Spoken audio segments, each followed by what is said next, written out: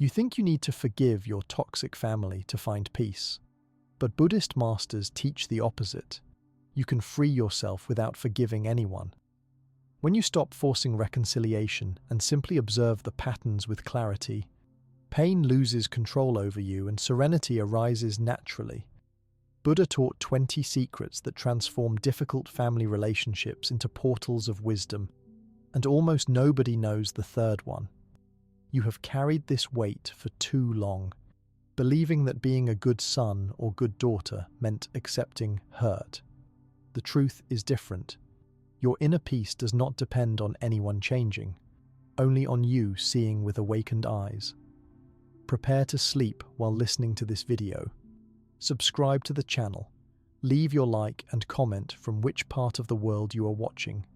Get comfortable and relax. Let's begin. Have you ever wondered why family relationships can cause such deep pain despite our best intentions? Family dynamics often follow patterns that repeat for generations, creating cycles of suffering that seem impossible to break.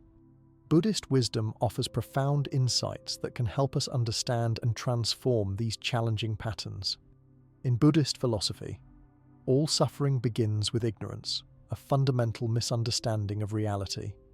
When we apply this concept to family dynamics, we start to see how lack of awareness perpetuates harmful patterns. Many of us move through family interactions on autopilot, reacting from conditioning rather than responding with clarity.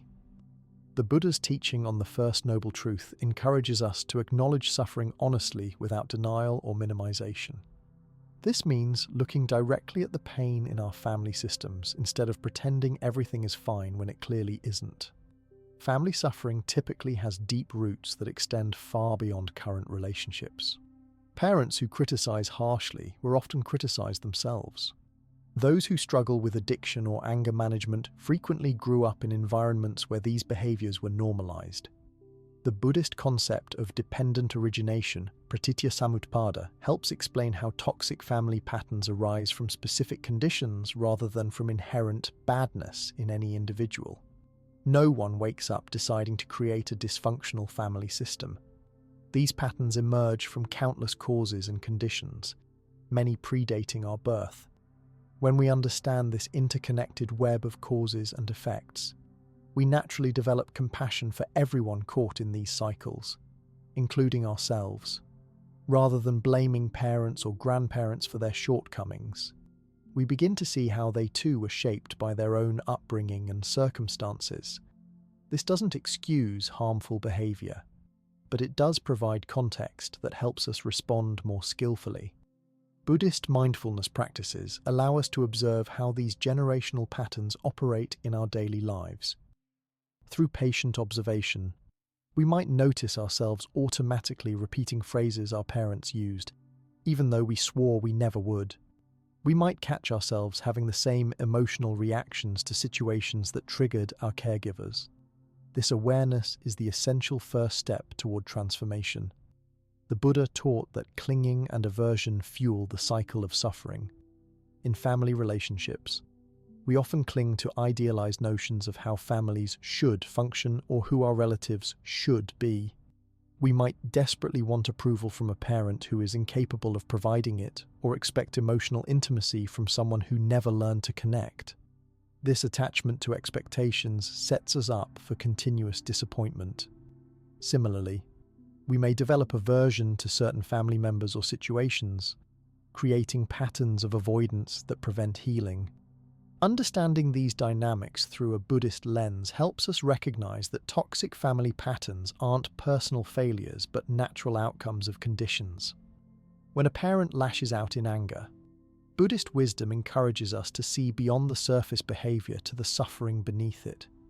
Perhaps they're overwhelmed, carrying unhealed wounds from their own childhood, or lacking skills to manage emotions effectively.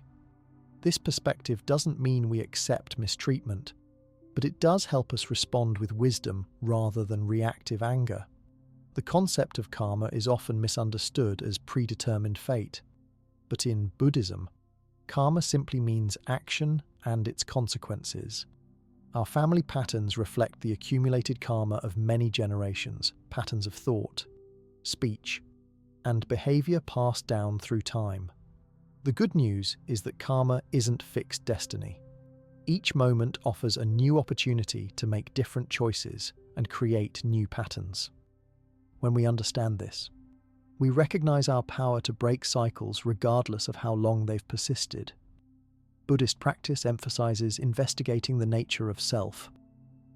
Many family difficulties arise from rigid identification with roles and stories. We become the responsible one, the black sheep, or the peacemaker, and then act according to these labels without questioning them.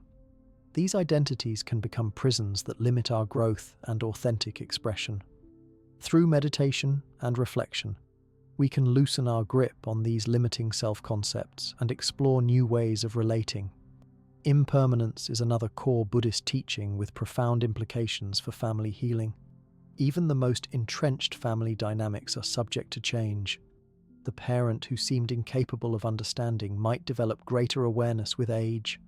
The sibling relationship marked by rivalry might evolve into mutual support. Understanding impermanence gives us hope and patience during difficult periods, knowing that nothing lasts forever, not even seemingly immovable family patterns. The Buddha taught that suffering arises in the gap between how we think things should be and how they actually are.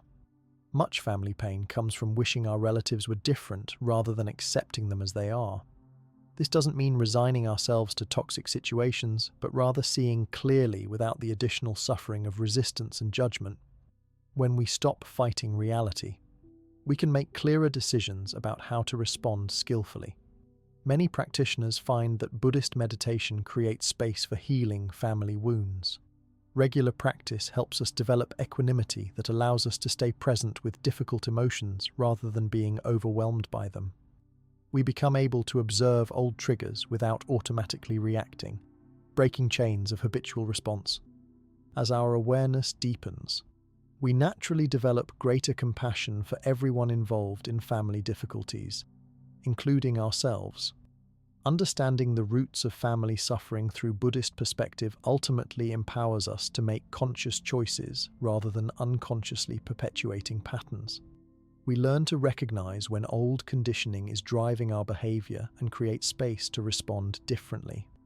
With practice, we can transform our experience of family relationships, not by changing others, but by changing our relationship to the experiences themselves. This inner transformation often catalyzes outer changes as we bring new awareness and compassion to old dynamics. Buddhist wisdom reminds us that healing family patterns is gradual work requiring patience and persistence. Small, consistent changes create significant shifts over time. By understanding the roots of family suffering more clearly, we develop the wisdom needed to navigate these challenging waters with greater skill and compassion. Cultivating mindfulness as a shield against family toxicity. Family gatherings can sometimes feel like walking into an emotional minefield. One comment from a relative can instantly trigger old wounds, sending us into automatic reactions we later regret. Mindfulness practice offers a powerful antidote to these challenging dynamics, creating a protective buffer between triggers and responses. This ancient Buddhist approach isn't about avoiding family difficulties, but developing the capacity to engage with them more skillfully. Mindfulness, at its core, is the practice of bringing non-judgmental awareness to our present moment experience. When applied to family interactions, it helps us observe our emotional reactions as they arise rather than being completely identified with them. That crucial space between stimulus and response is where our freedom lies.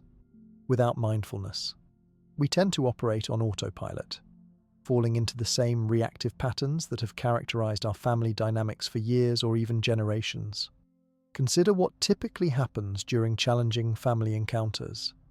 A parent makes a critical remark about your life choices, and before you even realize what's happening, you're defending yourself angrily or shutting down completely. These reactions aren't random. They're conditioned responses that have become deeply ingrained through repetition. Mindfulness practice helps us recognize these patterns as they begin, rather than after we've already been swept away by them. The foundation of mindfulness in family contexts starts with awareness of the body. Our physical reactions often precede conscious awareness of emotional triggers. You might notice your shoulders tensing, your breath becoming shallow, or your stomach tightening when certain topics arise or when particular family members enter the room. These bodily sensations serve as early warning systems, alerting you to emotional reactions before they fully develop. With practice, you can learn to use these physical cues as reminders to pause and center yourself rather than immediately reacting. Breath awareness offers a particularly accessible anchor during difficult family moments. When you notice tension arising, bringing attention to your breath provides a refuge from escalating emotional reactivity. Even 3 conscious breaths can create enough space to respond thoughtfully rather than react habitually. This doesn't require obvious meditation. It can be practiced subtly in the midst of conversation or family activities without anyone necessarily noticing. Regular mindfulness practice gradually develops your capacity to observe thoughts without automatically believing or acting on them. Family interactions often trigger powerful thoughts like, "She never respects my boundaries," or "He always treats me like a child." Mindfulness helps you recognize these as mental constructions rather than absolute truths. You begin to notice the words "always" and "never" as red flags, signaling that you're likely caught in an old story rather than seeing the present situation clearly. One particularly valuable aspect of mindfulness practice is learning to distinguish between what's actually happening and the stories we tell ourselves about what's happening. A family member might make an ambiguous comment that you immediately interpret as criticism based on past experiences. Mindfulness helps you separate the bare facts of the situation from your interpretations and assumptions. This doesn't mean your interpretations are necessarily wrong, but recognizing them as interpretations rather than facts gives you more freedom to choose your response. Emotional awareness is another crucial dimension of mindfulness practice. Family interactions often trigger complex emotional landscapes, perhaps anger on the surface with hurt underneath, or resentment masking unmet needs for recognition. Mindfulness helps you identify these emotions with greater precision rather than reacting to an undifferentiated emotional soup. You might notice there's anger here, and beneath that, there's sadness and a feeling of not being seen. This emotional clarity creates the possibility of responding to the deeper needs rather than just the surface reactivity. Establishing a regular formal mindfulness practice creates a reservoir of awareness that supports you during challenging family interactions. Many practitioners find that even 15 or 20 minutes of daily meditation significantly enhances their ability to maintain presence during triggering situations. This consistent practice builds the mental muscles needed to stay aware under stress rather than defaulting to automatic patterns. Mindfulness also helps us recognize when we need to temporarily remove ourselves from toxic situations. Without awareness, we often stay in harmful interactions far too long, either because we're hoping for a different outcome or because we feel obligated to endure mistreatment. Mindfulness helps you notice when your emotional resources are depleting and supports the wisdom to step away before you become completely overwhelmed or say something you'll regret.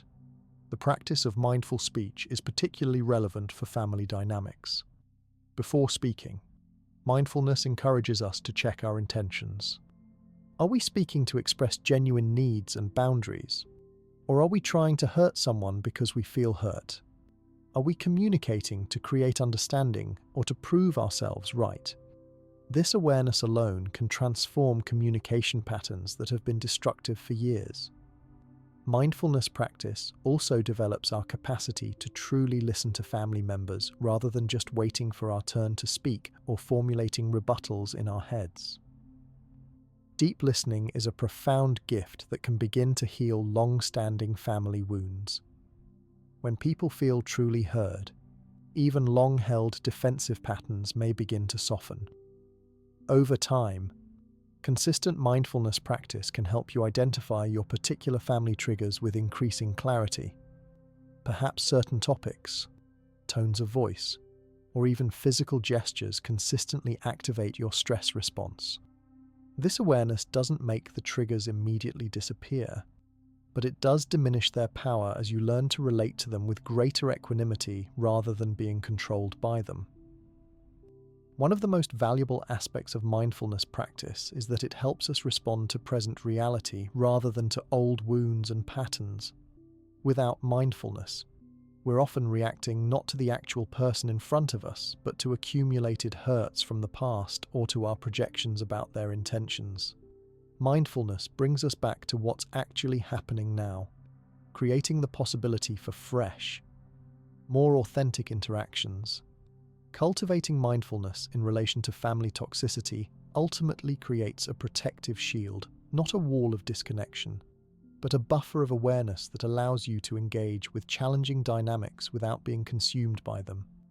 This shield doesn't make you impervious to pain, but it does give you tools to work with difficulty more skillfully and to recover more quickly when you get knocked off center. Bensoltare. The beauty of mindfulness as a response to family toxicity is that it requires no cooperation from others to be effective. While family systems often resist change, your own mindfulness practice remains entirely within your control.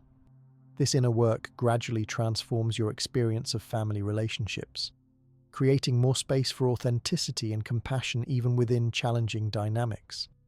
While mindfulness creates the necessary space to work with family challenges, many practitioners find that something more is needed to truly transform these difficult relationships. This is where the Buddhist practice of loving kindness, or metta meditation, becomes especially powerful. Mindfulness helps us see clearly, but metta helps us relate differently to what we see, particularly when dealing with family members who have caused us pain.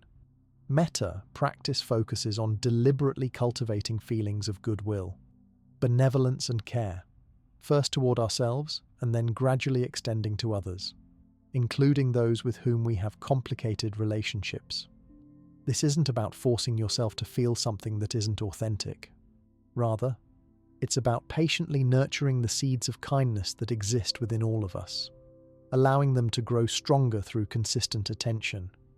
Many people misunderstand loving kindness practice, believing it means you must approve of harmful behavior or immediately reconcile with those who have hurt you. This is not at all what Buddhist metta practice teaches. Instead, loving kindness acknowledges that beneath difficult behaviors, all beings share a fundamental desire to be happy and free from suffering. Recognizing this shared humanity doesn't mean condoning harmful actions or removing appropriate boundaries. The traditional metta practice begins with directing loving kindness toward yourself. This isn't narcissism, but rather recognition that compassion for others must be rooted in compassion for yourself. Many of us who grew up in difficult family environments internalized harsh inner critics. Before we can genuinely extend kindness to challenging family members, we need to cultivate a more gentle, supportive relationship with ourselves. The practice typically uses simple phrases repeated silently during meditation, such as, "May I be safe, ... may I be healthy, may I live with ease, and may I be happy." Over time, these phrases help counteract habitual patterns of self-criticism and create a more compassionate internal foundation. This self-directed loving kindness isn't selfish. It's actually essential for breaking cycles of family toxicity that often stem from self-rejection and shame. After establishing some stability in self-directed metta, the practice expands to include others. Traditionally, you would next direct loving kindness towards someone for whom you naturally feel appreciation, perhaps a supportive friend, a kind mentor, or even a pet. This helps strengthen your capacity to experience and sustain the feeling of loving kindness before moving to more challenging relationships. Eventually, metta practice leads to directing these same wishes toward difficult family members. This is where the real transformative work happens, and it's often not easy. When you first bring to mind a parent who was neglectful or a sibling who betrayed you, you might immediately feel resistance, anger, or hurt arising. Metta doesn't ask you to suppress these reactions, but to acknowledge them with kindness while gently introducing the intention of goodwill alongside them. You might begin with very basic wishes that don't require emotional intimacy, such as, "May you be free from danger," or "May you have the resources you need." Some practitioners find it helpful to connect with the reality that difficult family members are also suffering. The parent who criticized you harshly may themselves be trapped in patterns of self-judgment. The sibling who lashes out in anger is likely experiencing their own inner turmoil. This recognition doesn't excuse harmful behavior, but can help soften the heart enough to genuinely wish for their suffering to be eased. One remarkable aspect of metta practice is that it benefits you regardless of whether the other person ever changes or even knows you're practicing it. Research has shown that holding on to resentment and anger affects your physical and mental health negatively. When you practice loving kindness toward difficult family members, you're liberating yourself from the burden of these toxic emotions while creating the possibility for new, more skillful ways of relating. Consistency is key with metta practice. 10 minutes daily will yield more benefit than occasional longer sessions. Many practitioners report that after weeks or months of regular practice, they notice subtle shifts in how they relate to difficult family members. Interactions that once triggered immediate reactivity may feel less charged. You might find yourself responding with greater patience or noticing moments of genuine care amidst the challenges. Loving kindness doesn't mean becoming a doormat or abandoning discernment. In fact, true metta includes yourself in the circle of compassion and therefore honors your own needs for safety and respect. Sometimes the most loving response to a chronically harmful family dynamic is to establish firm boundaries or even limit contact. The difference is that these boundaries come from a place of clarity and care rather than reactive anger or revenge. Brain research has shown that regular metta meditation actually changes neural pathways. Areas of the brain associated with empathy, emotional regulation, and positive emotion show increased activity. This means the practice isn't just working at a conceptual level, but is literally rewiring patterns that may have been shaped by difficult family experiences. These neurological changes help explain why consistent practice can transform relationships that seemed hopelessly stuck. Many practitioners find it helpful to bring metta into daily life beyond formal meditation. When you're about to see a challenging family member, you might take a few moments beforehand to silently offer phrases of loving kindness toward yourself and them. During difficult interactions, brief mental phrases like, "May we both find peace in this situation," can help maintain an intention of goodwill even when tensions rise. The Buddha taught that hatred cannot be overcome by hatred, but only by love. This principle applies directly to family healing. Responding to family toxicity with your own anger or bitterness only perpetuates the cycle. Metta offers an alternative path, not naive optimism that ignores real problems, but a courageous willingness to meet difficulty with an open heart. Some of the most profound healing of family relationships comes when we can see beyond present behaviors to the wounded child within the difficult adult. The parent who never could express love may themselves have been raised without affection. The sibling who competes destructively may have developed this pattern from a sense of scarcity in childhood.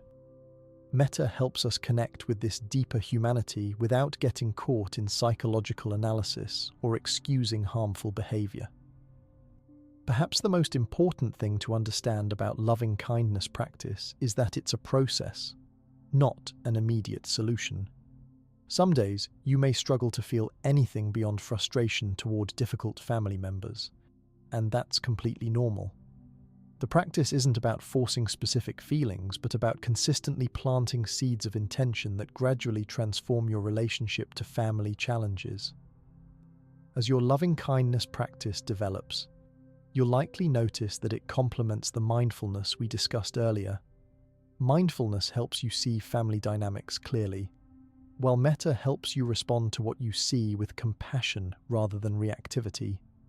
Together, These practices create a powerful foundation for family healing that doesn't depend on others changing first. When we think about setting healthy boundaries with family members, finding the right balance can feel like an impossible challenge. We might swing between cutting people off completely when they hurt us and then later giving in entirely to maintain peace. Buddhist philosophy offers a more balanced approach through what's known as the middle way, a path that avoids these harmful extremes without settling for uncomfortable compromises. The middle way is often misunderstood as simple moderation or finding the midpoint between two extremes.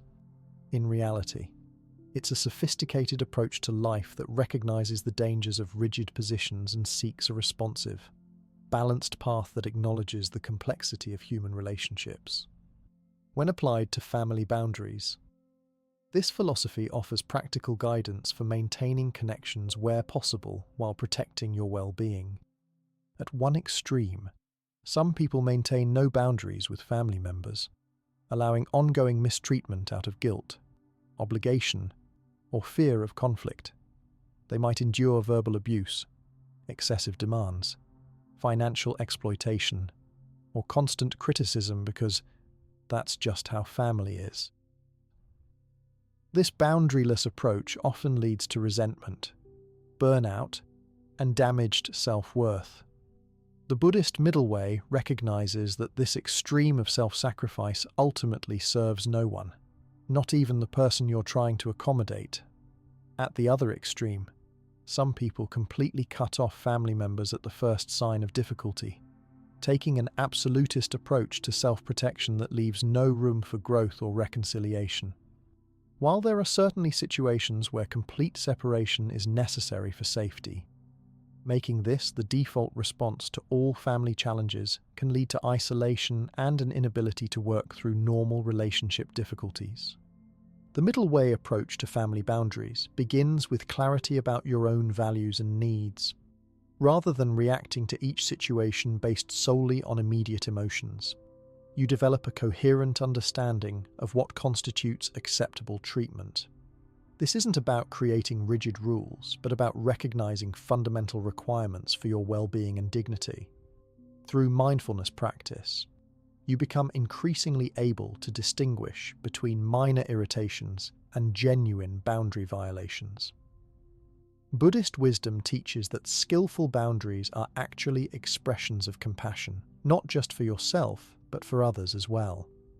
When you allow someone to treat you poorly, you're enabling behavior that ultimately increases their own suffering. Setting clear, kind limits gives others the opportunity to recognize the impact of their actions and potentially grow from that awareness. This perspective helps transform boundary setting from what might feel like a selfish act to one of universal compassion. The middle way approach emphasizes that boundaries aren't fixed walls, but permeable membranes that can adjust as circumstances change. If a parent has been controlling and critical for decades but begins showing genuine effort to respect your autonomy, the middle way would suggest cautiously adjusting your boundaries to allow for this positive development rather than maintaining rigid distance based on past patterns. Conversely, if a family member who has been respectful begins showing concerning behavior, your boundaries would adapt accordingly. In practical terms, middle way boundaries often involve clear communication rather than unspoken expectations. Instead of silently seething when a family member crosses a line, you might calmly state, "When you comment on my parenting choices, I feel undermined. I'd appreciate if you would respect my decisions with my children." This clarity gives others the information they need to adjust their behavior while avoiding the extremes of passive acceptance or explosive confrontation. The middle way also encourages discernment about which boundaries need to be explicitly verbalized and which can be maintained internally. Some family members may respond well to direct conversations about boundaries, while others might become defensive or use your vulnerability against you. Buddhist wisdom includes recognizing when direct communication might cause more harm than good and finding alternative ways to maintain your boundaries. One powerful middle way approach is changing your internal relationship to triggering family dynamics rather than demanding that others change first. Perhaps you have a parent who constantly gives unwanted advice. Rather than repeatedly confronting them or cutting them off, you might practice receiving their words without automatically feeling diminished by them. This internal boundary allows you to maintain connection while protecting your emotional well-being. The middle way philosophy recognizes that different relationships may require different types of boundaries. With one family member, you might maintain limited contact in controlled settings, while with another, you might need complete separation due to abuse. With yet another, you might have a close relationship that requires only minor boundaries around specific topics. This nuanced approach avoids one-size-fits-all solutions and responds to the actual conditions of each relationship. Buddhist practice emphasizes being present with discomfort rather than immediately reacting to eliminate it. This capacity serves boundary setting well, as maintaining healthy boundaries often involves temporary discomfort. When you first begin declining a manipulative sibling's demands or limiting time with an emotionally draining parent, you may experience guilt, anxiety, or fear of abandonment. The middle way involves acknowledging these difficult feelings without allowing them to dictate your actions. Compassionate detachment is another Buddhist concept that supports healthy boundary setting. This means caring about family members' well-being while detaching from the need to control their reactions to your boundaries. When you set a limit, some family members may respond with anger, guilt-tripping, or accusations. Compassionate detachment allows you to wish them well while recognizing that managing their emotional response is not your responsibility. The middle way approach also includes self-forgiveness when you struggle with boundaries, as everyone does at times. You might find yourself slipping into old patterns during a family holiday or reacting harshly when triggered. Instead of harsh self-criticism or giving up entirely on boundaries, you would acknowledge the difficulty, reconnect with your intentions, and continue the practice with compassion for yourself. Physical boundaries often require particular attention in family settings. The middle way respects both cultural context and personal comfort. In some families, physical affection is an important expression of love, while in others, it may feel intrusive. Rather than rejecting physical connection entirely or enduring uncomfortable contact, you might identify acceptable forms of physical connection that honor both the relationship and your personal boundaries. Time boundaries represent another important application of the middle way in family relationships. Many people struggle with either making themselves constantly available to family or avoiding contact altogether. Middle way time boundaries might involve regular but limited phone calls, visits of specified duration, or designated family time that allows you to maintain connection while protecting your energy and other life priorities. The Buddhist concept of wise effort is particularly relevant to family boundary setting. This teaching encourages applying appropriate energy to different situations rather than either passivity or excessive force. With family boundaries, wise effort means recognizing which situations require strong, immediate boundaries, which need gentle, gradual limits, and which might best be addressed through internal work rather than external changes. Perhaps most importantly, the middle way approach to family boundaries acknowledges that this is an ongoing practice rather than a destination. Family relationships evolve, people change or don't, and your own needs may shift over time. The skillfulness comes not in finding perfect, permanent boundaries, but in maintaining aware presence that allows you to respond appropriately as circumstances change. With consistent practice, this balanced approach gradually transforms even the most challenging family dynamics. While setting healthy boundaries gives us practical tools for navigating family relationships, many of us struggle with a deeper issue that creates ongoing suffering: our attachment to an idealized vision of what family should be like. From childhood stories to holiday commercials, we're constantly bombarded with images of perfect families, parents who always understand, siblings who consistently support each other, and gatherings filled with harmony and joy. These idealized narratives create a painful gap between our expectations and reality. Buddhist teachings identify attachment as a primary source of suffering, and this applies powerfully to our family expectations. When we cling to idealized images of family life, we set ourselves up for constant disappointment. Every time our actual family fails to match our mental image of how they should behave, we experience not just the natural difficulty of the situation, but an additional layer of suffering from the gap between expectation and reality. Many of us don't even realize how firmly we hold these family ideals. They operate below the surface of conscious awareness, shaping our reactions and emotions without our recognition. We might feel a sense of shame about family difficulties, believing that other families don't struggle with these issues. This comparison adds unnecessary suffering to already challenging situations. The reality is that every family has struggles, though they may take different forms.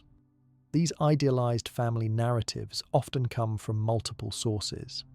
Our culture constantly presents images of perfect family harmony through media and advertising. Religious traditions sometimes promote specific family models as ideal or sacred.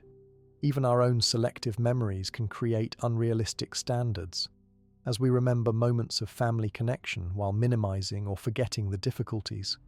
The attachment to family ideals becomes particularly painful around holidays and special occasions, when expectations for perfect harmony are at their highest. Many people report increased anxiety and depression during these periods precisely because the gap between the ideal and reality becomes more apparent. Buddhist practice offers a path of liberation from this suffering through the gradual loosening of attachment to these mental constructs. The first step in freeing yourself from the ideal family narrative is simply becoming aware of the specific ideals you're holding. You might notice thoughts like, "My children should always be grateful for what I provide," or "A good family should be able to discuss any topic without conflict." Once you can identify these expectations, you can begin to examine them more closely. Are they realistic? Where did they come from?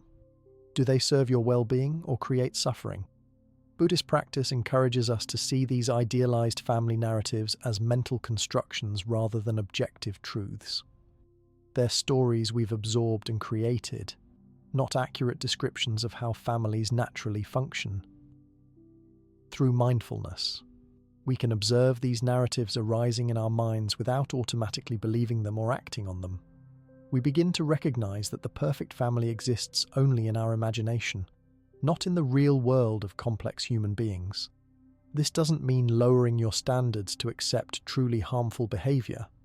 Rather, it means distinguishing between harmful actions that require boundaries and normal human limitations that we can accept with greater ease. Your sibling forgetting your birthday might be disappointing without being abusive. Your parent being unable to understand your career choice might be frustrating without being toxic. Releasing attachment to ideals helps us respond to these situations with proportional reactions rather than catastrophizing them as evidence of family failure. One particularly powerful practice is to deliberately bring attention to what's working in your family relationships rather than focusing exclusively on what doesn't match your ideal.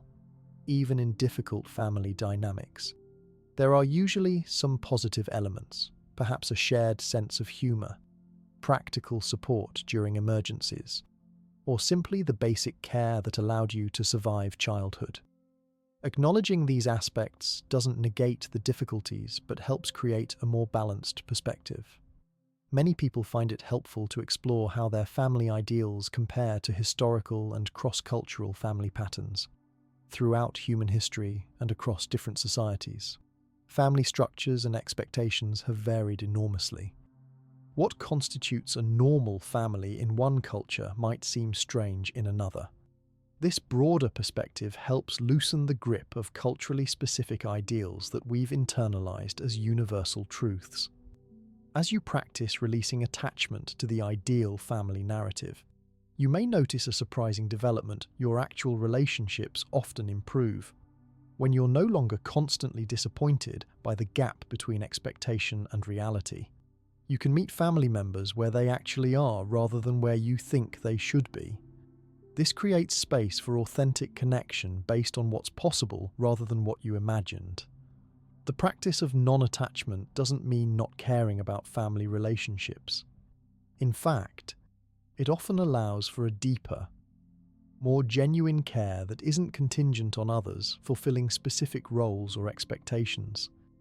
You might find yourself able to appreciate aspects of family members that were previously overshadowed by your focus on how they failed to meet your ideals.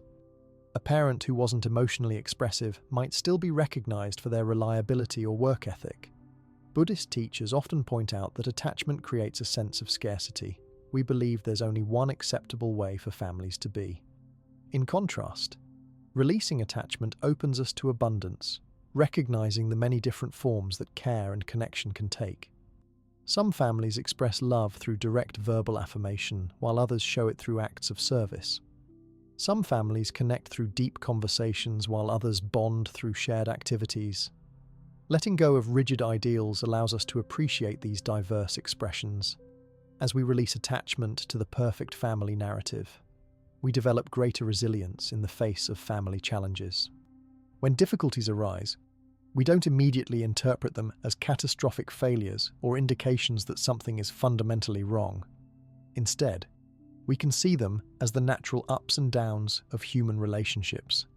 This perspective allows us to respond with greater skill and less reactivity. One of the most liberating aspects of releasing family ideals is the freedom to create meaningful connections beyond biological family. When we're less attached to making our family of origin fit a perfect mold, we can invest more energy in building a chosen family based on mutual respect and shared values. These relationships don't replace biological family, but can complement them in ways that enrich our lives and meet needs that our original family cannot. The Buddhist teaching on impermanence offers another powerful perspective that can transform our experience of family relationships. Known as anicca in the ancient Pali language, this principle recognizes that everything in life is constantly changing. Nothing remains fixed or permanent. When applied to family dynamics, this understanding can bring both comfort during difficult periods and wisdom about how to navigate changing relationships. Family systems often feel permanent and unchangeable, especially when we've experienced the same patterns repeatedly over many years.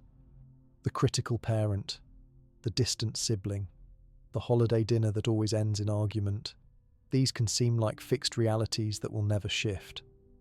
Buddhist wisdom challenges this perception, reminding us that all phenomena are in constant flux, including the most entrenched family dynamics. This understanding of impermanence doesn't mean family patterns will magically transform overnight. Some dysfunctional interactions may persist for years or decades. However, recognizing their inherently changeable nature prevents us from solidifying them into permanent truths about ourselves or our relatives. The parent who has always been judgmental could develop greater acceptance as they age. The sibling relationship marked by competition might evolve into mutual support through shared life challenges.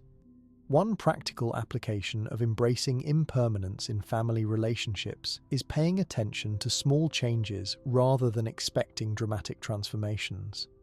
Perhaps a typically defensive family member shows a brief moment of vulnerability. Maybe a relative who usually dominates conversations pauses to truly listen. These subtle shifts might seem insignificant in isolation, but they indicate the potential for change that exists within all relationships. Impermanence also helps us recognize how family relationships naturally evolve through different life stages.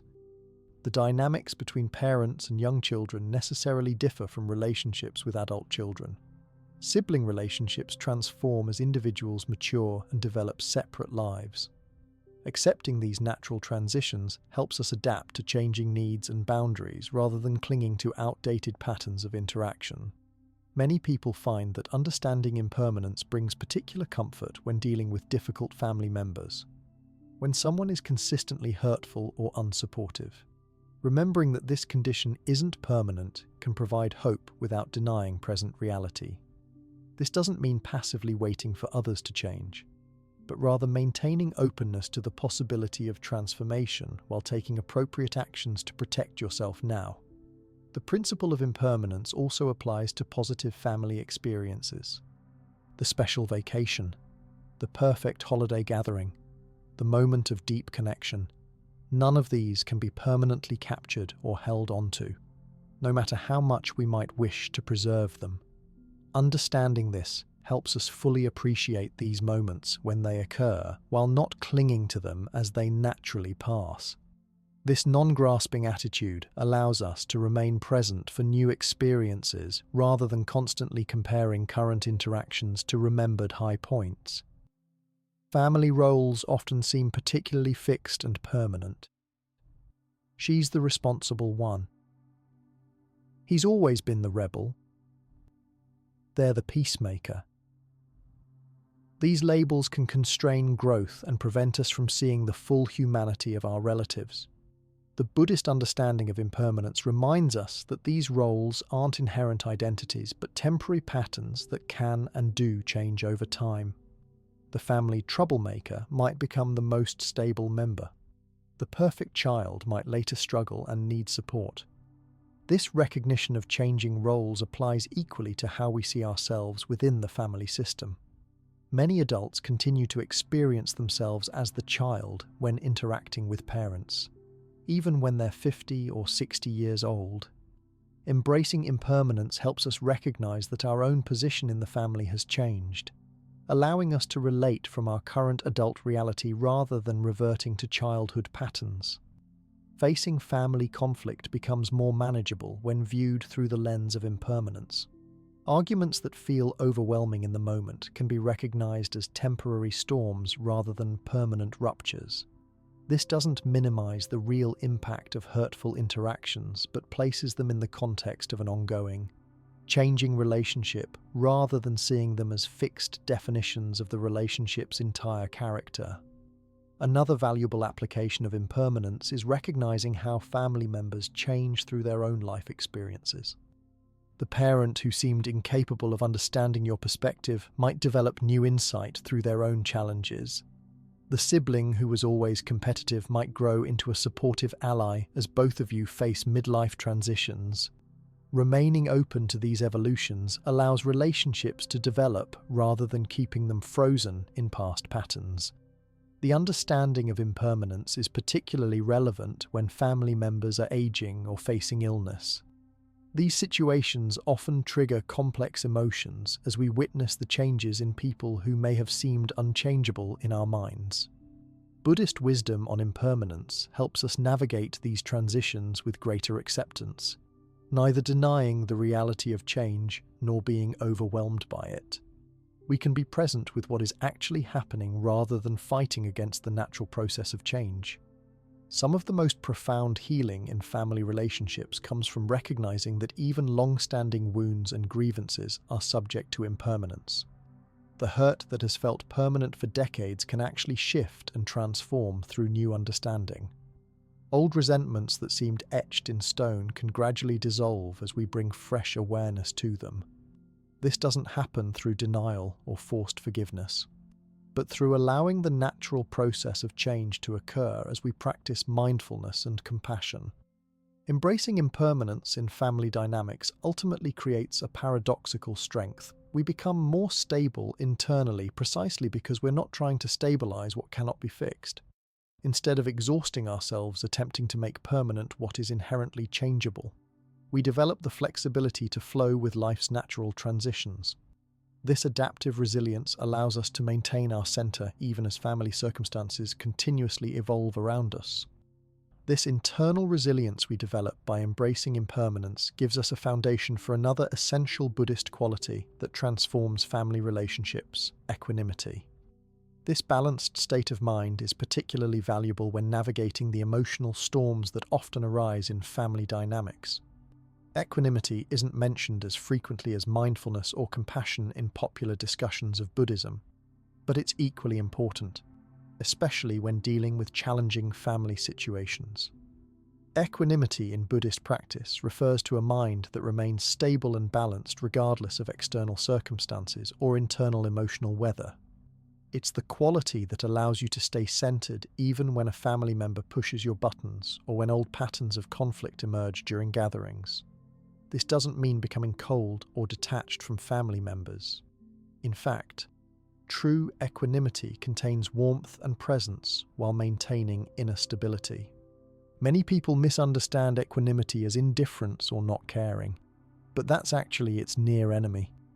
A state that superficially resembles the real quality but misses its essence. Genuine equanimity isn't about suppressing feelings or pretending difficulties don't affect you. Instead, it's about developing the capacity to feel emotions fully without being overwhelmed by them or compulsively acting them out. You still care deeply about your family relationships, but that care doesn't throw you off balance.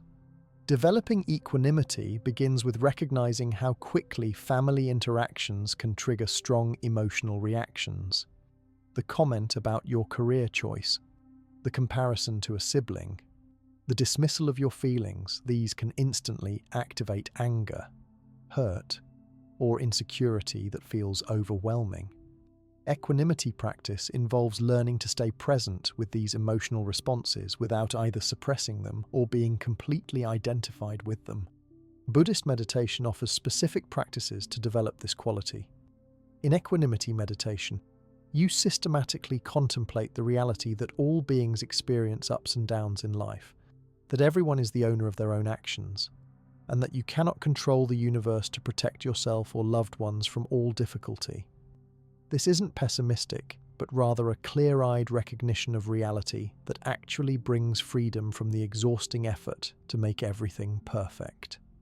When applied to family dynamics, equanimity creates a kind of buffer zone that allows you to participate in family events without being knocked off center by old triggers. You might notice your father making the same critical comment he's made for 20 years, but instead of immediately feeling defensive or angry, you can observe the pattern with a balanced mind. There's that familiar criticism again.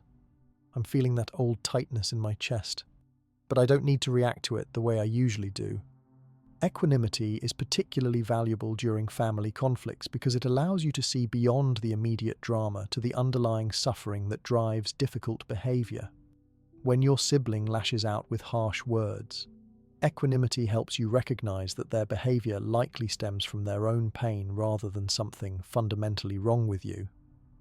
This doesn't excuse harmful actions but helps you respond from wisdom rather than wounded reactivity.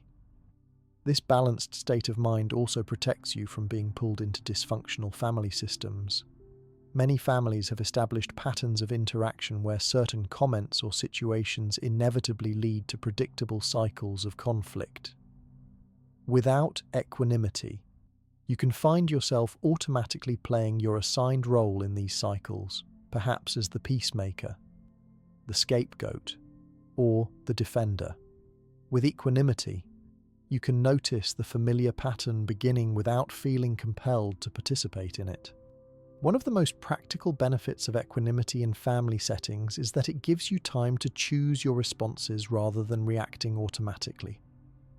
When someone says something hurtful, your immediate internal reaction might be anger, but equanimity creates space between that feeling and your external response. In that space, you can decide whether addressing the comment directly would be helpful or if it's better to let it pass without engagement. Equanimity also helps us navigate the complex emotions that arise around family members who have caused significant pain. Perhaps you have a parent who was neglectful or abusive, or a sibling who betrayed your trust in a serious way. The Buddhist quality of equanimity allows you to acknowledge the real harm done without being consumed by hatred that ultimately hurts you more than the other person. This balanced perspective supports making wise decisions about these relationships based on present reality rather than being driven solely by past wounds.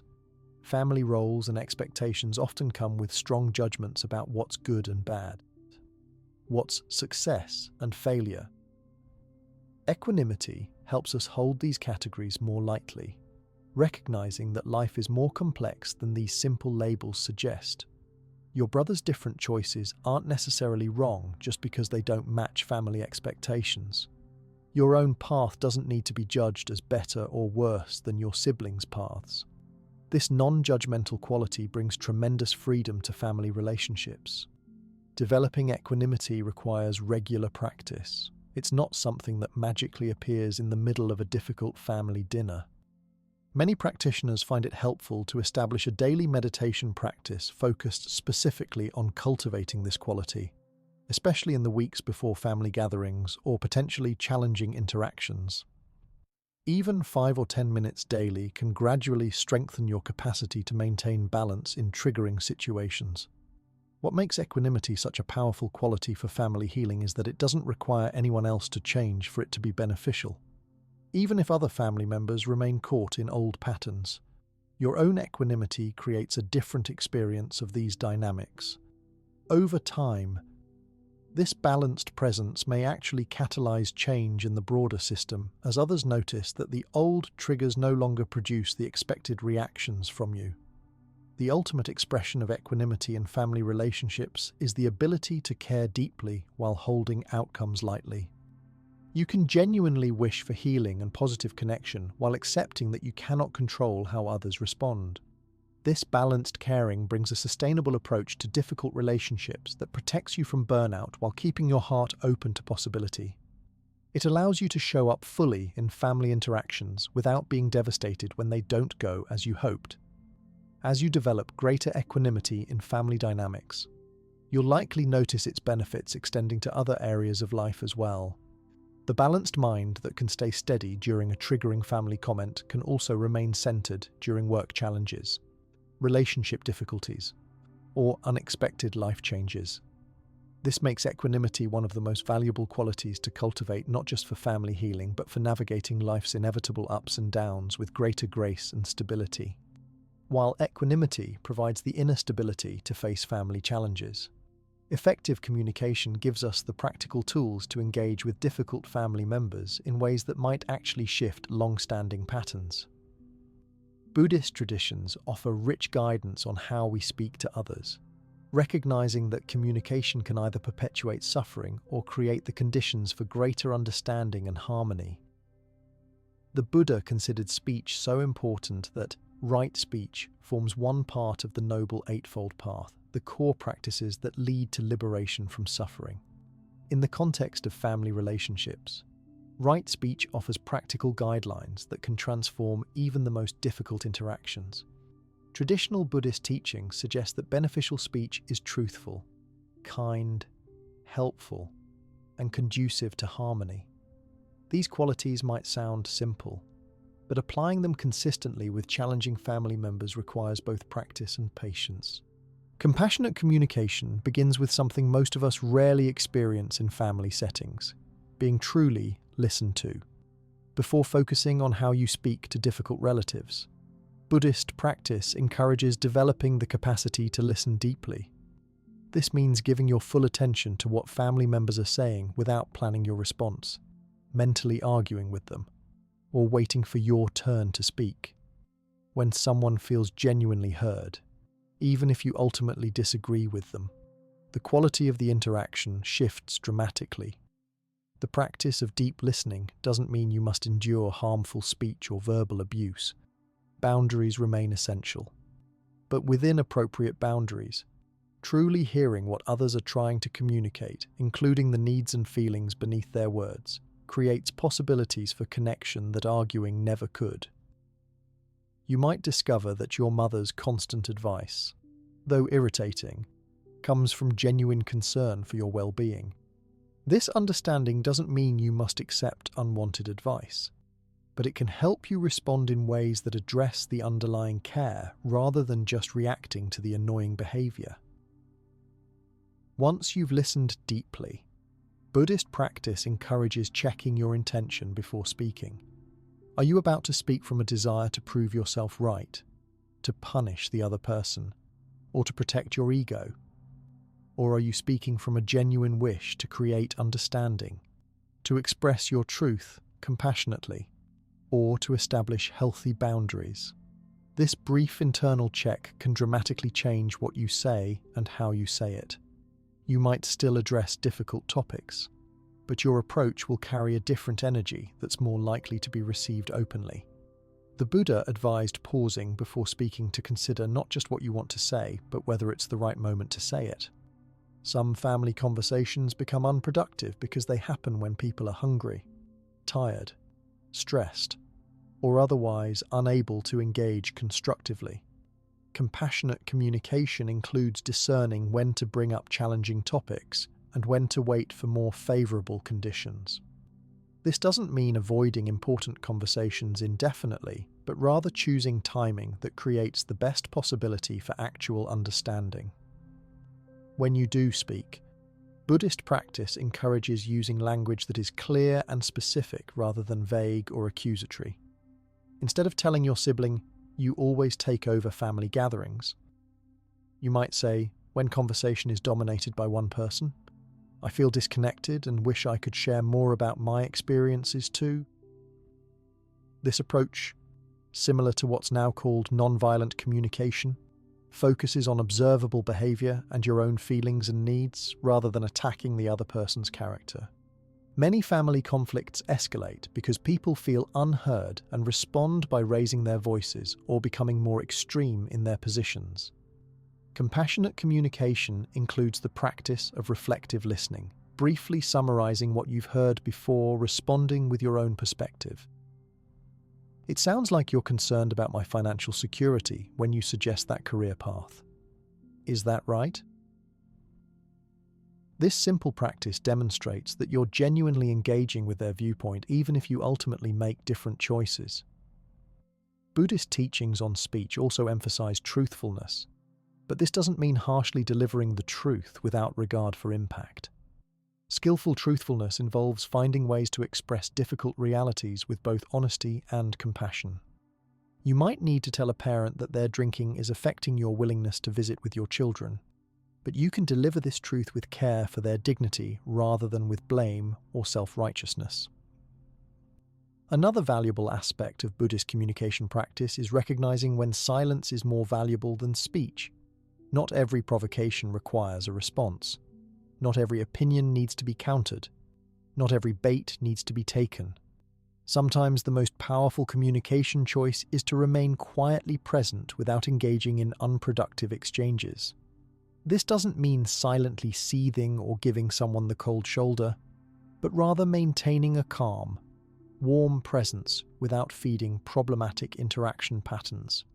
Compassionate communication also includes knowing how to effectively express boundaries. Many people struggle with this, either avoiding setting limits altogether or expressing boundaries in ways that sound attacking. Buddhist practice encourages finding the middle way, clearly stating your needs and limits with firm compassion. "I'm not comfortable discussing my weight at family gatherings, so I'll need to change the subject if it comes up," expresses a boundary clearly without attacking the other person. One of the most difficult aspects of family communication is addressing past hurts and misunderstandings. Buddhist practice doesn't suggest suppressing these issues, but approaching them with skillful attention to timing, phrasing, and intention. Expressing how you were affected by someone's actions works better than accusing them of being a bad person.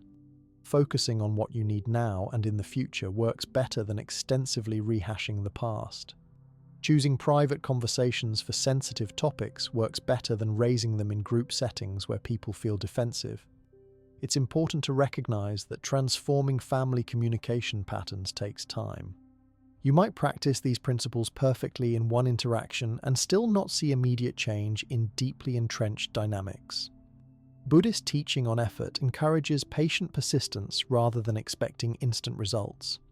Each time you choose compassionate communication over reactive speech, you're planting seeds that may take time to grow but gradually shift the overall family system. The beauty of this approach to communication is that it remains completely within your control. While you cannot make others communicate differently, you can consistently bring mindfulness, compassion, and clarity to your own speech regardless of how others respond. Over time, this steady practice often inspires change in others, not through demand, but through demonstration of a more satisfying way of connecting. Even when others don't change their communication style, Your commitment to compassionate speech protects you from the regret that comes from contributing to harmful patterns. While compassionate communication gives us practical tools for day-to-day family interactions, some wounds run too deep to be healed through better communication alone. Many of us carry profound hurt from family betrayals, neglect, or ongoing patterns of mistreatment that have occurred over years or even decades. This is where the Buddhist understanding of forgiveness offers a powerful path forward, not as a quick fix or spiritual bypass, but as a gradual process of liberation for your own heart. Buddhist forgiveness is frequently misunderstood in Western contexts. Many people believe forgiveness means excusing harmful behavior, reconciling with those who've hurt you, or pretending everything is fine when it clearly isn't. From a Buddhist perspective, these interpretations miss the mark entirely. True forgiveness has nothing to do with condoning harmful actions or removing appropriate boundaries. Instead, it focuses on freeing your own heart from the burden of resentment and hatred that continues to cause suffering long after the original injury occurred. This view of forgiveness as a practice for your own freedom rather than a gift for someone else dramatically changes how we approach family healing. You're not forgiving to be a good person or because the other person deserves it. You're forgiving because carrying resentment is like drinking poison and expecting the other person to die. It ultimately hurts you more than anyone else. This understanding helps separate forgiveness from the question of whether to maintain relationships with those who've harmed you. You can completely forgive someone while still choosing to have limited or no contact if that's necessary for your well-being. Buddhist forgiveness practice acknowledges the reality of harm rather than minimizing it. In fact, the process often begins with honestly recognizing the full impact of what happened. Many people who grew up in dysfunctional families have normalized mistreatment to such an extent that they don't even recognize how significantly they were harmed. Mindfulness practice helps create the space to acknowledge these wounds without being completely identified with them. Yes, my father's alcoholism and emotional absence profoundly affected my ability to trust others can be recognized as true without defining your entire identity. After acknowledging the harm, Buddhist forgiveness practice involves understanding that hurtful behavior always arises from causes and conditions. The parent who criticized you constantly was likely criticized themselves as a child. The sibling who betrayed your trust may have been acting from their own unmet needs or limited perspective. This understanding isn't about making excuses for harmful behavior, but recognizing the complex web of conditions that create suffering. When we see that people cause harm because of their own ignorance, conditioning, and pain, genuine compassion can begin to arise alongside our hurt. This compassionate understanding supports the gradual process of letting go, not of accountability or boundaries, but of the burning resentment that keeps us locked in cycles of suffering. Buddhist teacher Jack Cornfield describes forgiveness as giving up all hope of a better past. We stop wishing things had been different and come into a more honest relationship with what actually happened. This acceptance isn't resignation, but a clear-eyed recognition of reality that allows us to stop fighting what cannot be changed and invest our energy in healing and creating a different present. The process of forgiveness typically unfolds in layers rather than all at once. You might experience a genuine release of resentment toward a family member, only to have it resurface when you're triggered by a similar situation months later.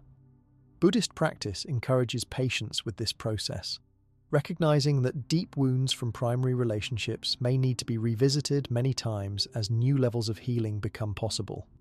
Each time you notice resentment arising again, you have another opportunity to practice releasing it rather than feeding it with repetitive thoughts about how you were wronged. Many practitioners find specific meditation practices helpful in cultivating forgiveness. Some begin with forgiveness toward themselves for ways they may have participated in harmful family dynamics or for judging themselves harshly because of family messaging. Others use visualization practices, imagining the burden of resentment as a heavy weight they're finally putting down. Still others use structured reflections on how holding onto resentment affects their own well-being and whether it's serving any constructive purpose in the present. These practices don't force forgiveness, but create conditions where it can naturally emerge. One particularly valuable aspect of Buddhist forgiveness practice is distinguishing between forgiveness and reconciliation. Forgiveness is an internal process that can happen regardless of the other person's actions. Awareness, or remorse. Reconciliation, on the other hand, requires both parties and depends on the harm-doer taking responsibility and demonstrating changed behavior. When family members acknowledge the harm they've caused and make genuine efforts to behave differently, reconciliation may be possible and desirable. When they remain defensive, continue harmful patterns, or show no awareness of the impact of their actions, you can still practice forgiveness for your own freedom while maintaining appropriate distance. Buddhist practice also recognizes the reality that some family wounds may never fully heal in the conventional sense. Perhaps a parent has died without ever acknowledging their harmful behavior.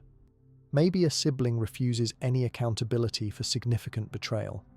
In these cases, forgiveness becomes even more valuable as a way to find peace despite the absence of the resolution or apology you might naturally wish for. This doesn't mean the hurt disappears completely, but rather that it no longer controls your life or defines your identity. The greatest misconception about Buddhist forgiveness is that it's something you do once and complete. In reality, it's more like a garden that requires ongoing tending. Old resentments can resurface during times of stress or when similar wounds are activated. Each time this happens, you have the opportunity to practice again, not with frustration that you haven't finished forgiving, but with patience for the natural healing process that unfolds according to its own timeline. Each layer of forgiveness you work through creates more space and freedom in your heart, gradually transforming your relationship to even the most painful family experiences. As you cultivate forgiveness toward difficult family members, you'll likely discover something surprising. You also need to forgive yourself.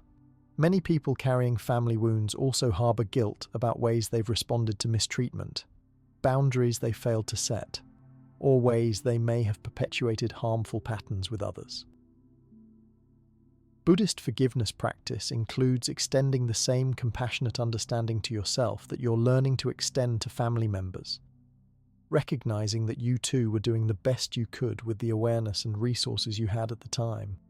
This comprehensive approach to forgiveness, acknowledging harm, understanding its causes and conditions, practicing gradual release of resentment, distinguishing between forgiveness and reconciliation, and including yourself in the circle of compassion creates the foundation for genuine healing that goes beyond superficial fixes or forced spiritual bypassing.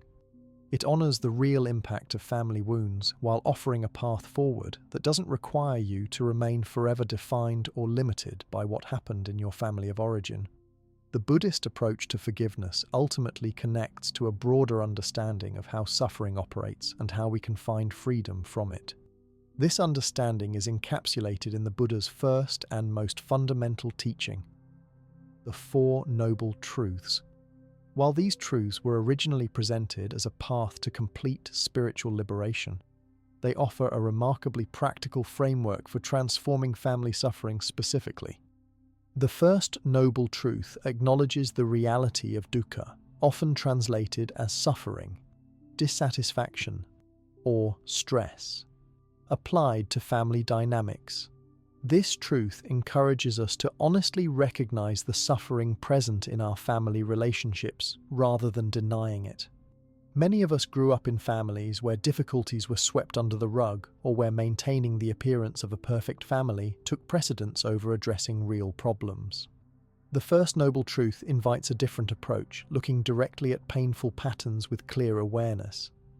This honest recognition might involve acknowledging that your parents' divorce left lasting wounds despite your attempts to pretend it didn't affect you. Or perhaps you need to recognize that your sibling's addiction has created genuine suffering for the entire family system, rather than minimizing its impact. Maybe the most difficult acknowledgement is that despite everyone's best intentions, your family struggles with emotional intimacy in ways that leave everyone feeling isolated and disconnected. What makes this recognition distinctly Buddhist is that it happens without blame. We're not creating a story about villains and victims, but simply acknowledging that suffering exists and affects everyone in the system. Your critical mother is suffering too. Your emotionally absent father is caught in his own pain. Your competitive sibling is driven by insecurity. This doesn't excuse harmful behavior, but helps us approach family healing with compassion rather than judgment. The second noble truth identifies the cause of suffering as craving or clinging. In family contexts, we can see how various forms of clinging create and perpetuate dysfunctional patterns. Parents may cling to specific expectations about how their children should live, creating tension when kids make different choices. Adult children might cling to the hope that parents will finally provide the validation they've always wanted. Siblings may cling to old rivalries or roles that no longer serve anyone. Understanding these patterns of clinging helps us see how suffering is actively created rather than randomly happening to us. This truth reveals how our own mental habits contribute to family suffering. Perhaps you cling to being right in arguments, making reconciliation impossible. Maybe you crave acknowledgement of past hurts so strongly that you bring them up repeatedly, keeping wounds fresh. You might cling to an image of yourself as the family victim or hero, limiting your ability to relate authentically. The second noble truth helps us take responsibility for our contribution to family dynamics without taking inappropriate blame for others' actions. The third noble truth offers a profound source of hope. The cessation of suffering is possible. When applied to family healing, this truth affirms that no matter how entrenched toxic patterns seem, transformation can happen. The suffering in your family system isn't an inevitable, permanent condition, but something that can be alleviated through understanding and practice. This doesn't mean your family will magically become perfect or that all relationships can be completely healed. Rather, it points to the possibility of relating to family difficulties in ways that create less suffering for yourself and others. Sometimes the cessation of suffering comes through changing external circumstances, perhaps establishing healthier boundaries or reducing contact with particularly toxic relatives. Other times, it comes through internal transformation, shifting how you relate to unchangeable family situations. The third noble truth affirms that liberation from suffering doesn't depend on others changing first. Even if certain family members never develop greater awareness or modify their behavior, you can still experience significant release from suffering through your own practice. The fourth noble truth outlines the practical path to this liberation through the Noble Eightfold Path, which includes right understanding, intention, speech, action, livelihood, effort, mindfulness, and concentration. While originally presented as a comprehensive spiritual path, these 8 aspects provide remarkably practical guidance for family healing. Right understanding helps you see family dynamics clearly without distortion. Right intention keeps your heart oriented toward healing rather than revenge. Right speech guides compassionate communication even in difficult conversations. Right action helps you behave in ways that don't perpetuate harm. Right effort helps you know where to invest your energy for maximum healing. Right mindfulness keeps you present with what's actually happening rather than lost in stories. Right concentration develops the mental stability to stay steady during family challenges. This comprehensive path addresses family healing at multiple levels simultaneously: how you understand family dynamics, how you communicate within the family, what actions you take, and how you work with your own mind throughout the process. Rather than offering a single technique or quick fix, it provides a holistic approach that can be applied to various family challenges over time. What makes the Four Noble Truths especially valuable for family healing is that they offer a middle path between two common extremes. On one hand, some approaches to family problems place all responsibility on others. Parents should have done better, siblings should be more supportive, etc. On the other hand, some spiritual perspectives can create inappropriate self-blame by suggesting that you're creating all your problems through negative thinking. The Noble Truths acknowledge the reality of external conditions while emphasizing your power to respond to them with greater wisdom and compassion. This balanced perspective helps us navigate family healing with both honesty and hope. We can acknowledge real harm without getting stuck in blame.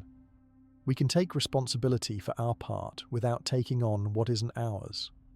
We can work toward external changes where possible while also cultivating internal freedom that doesn't depend on circumstances being perfect. This integrated approach creates sustainable transformation that goes beyond superficial fixes to address the root causes of family suffering. While the Four Noble Truths offer a comprehensive framework for family healing, many of us need specific practices to address one of the most painful aspects of toxic family patterns: the harsh inner critic we've developed from years of family criticism. When you grow up hearing that you're not good enough, too sensitive, too loud, too quiet, or fundamentally flawed in some way, these messages don't simply disappear when you leave home. They become internalized as a critical inner voice that continues the family's work long after you've physically separated from them. Buddhist self-compassion practices offer a direct antidote to this internalized criticism. Self-compassion in the Buddhist tradition means relating to your own suffering with the same kindness and care you would naturally offer to someone you love. It recognizes that being human inherently involves difficulties, failures, and imperfections, and that these deserve compassionate attention rather than harsh judgment. This approach directly counters the perfectionism and self-criticism that often develop in response to demanding or critical family environments. Many people who grew up with critical parents have trouble even understanding what self-compassion might feel like. They've been conditioned to believe that self-criticism is necessary for improvement, and that being kind to themselves would lead to laziness or complacency. Buddhist psychology offers a different perspective, that genuine growth and healing actually happen more effectively in an atmosphere of kindness rather than criticism. Think about a plant that grows better with gentle sunlight and water rather than being yelled at and criticized for not growing fast enough. The internalized critic often speaks in the same voice and uses the same phrases as critical family members. You might hear your mother's exact words in your head when you make a mistake, or find yourself repeating your father's judgments when you're facing a challenge. These internalized messages can feel so familiar that you don't even recognize them as voices you've adopted rather than objective truth.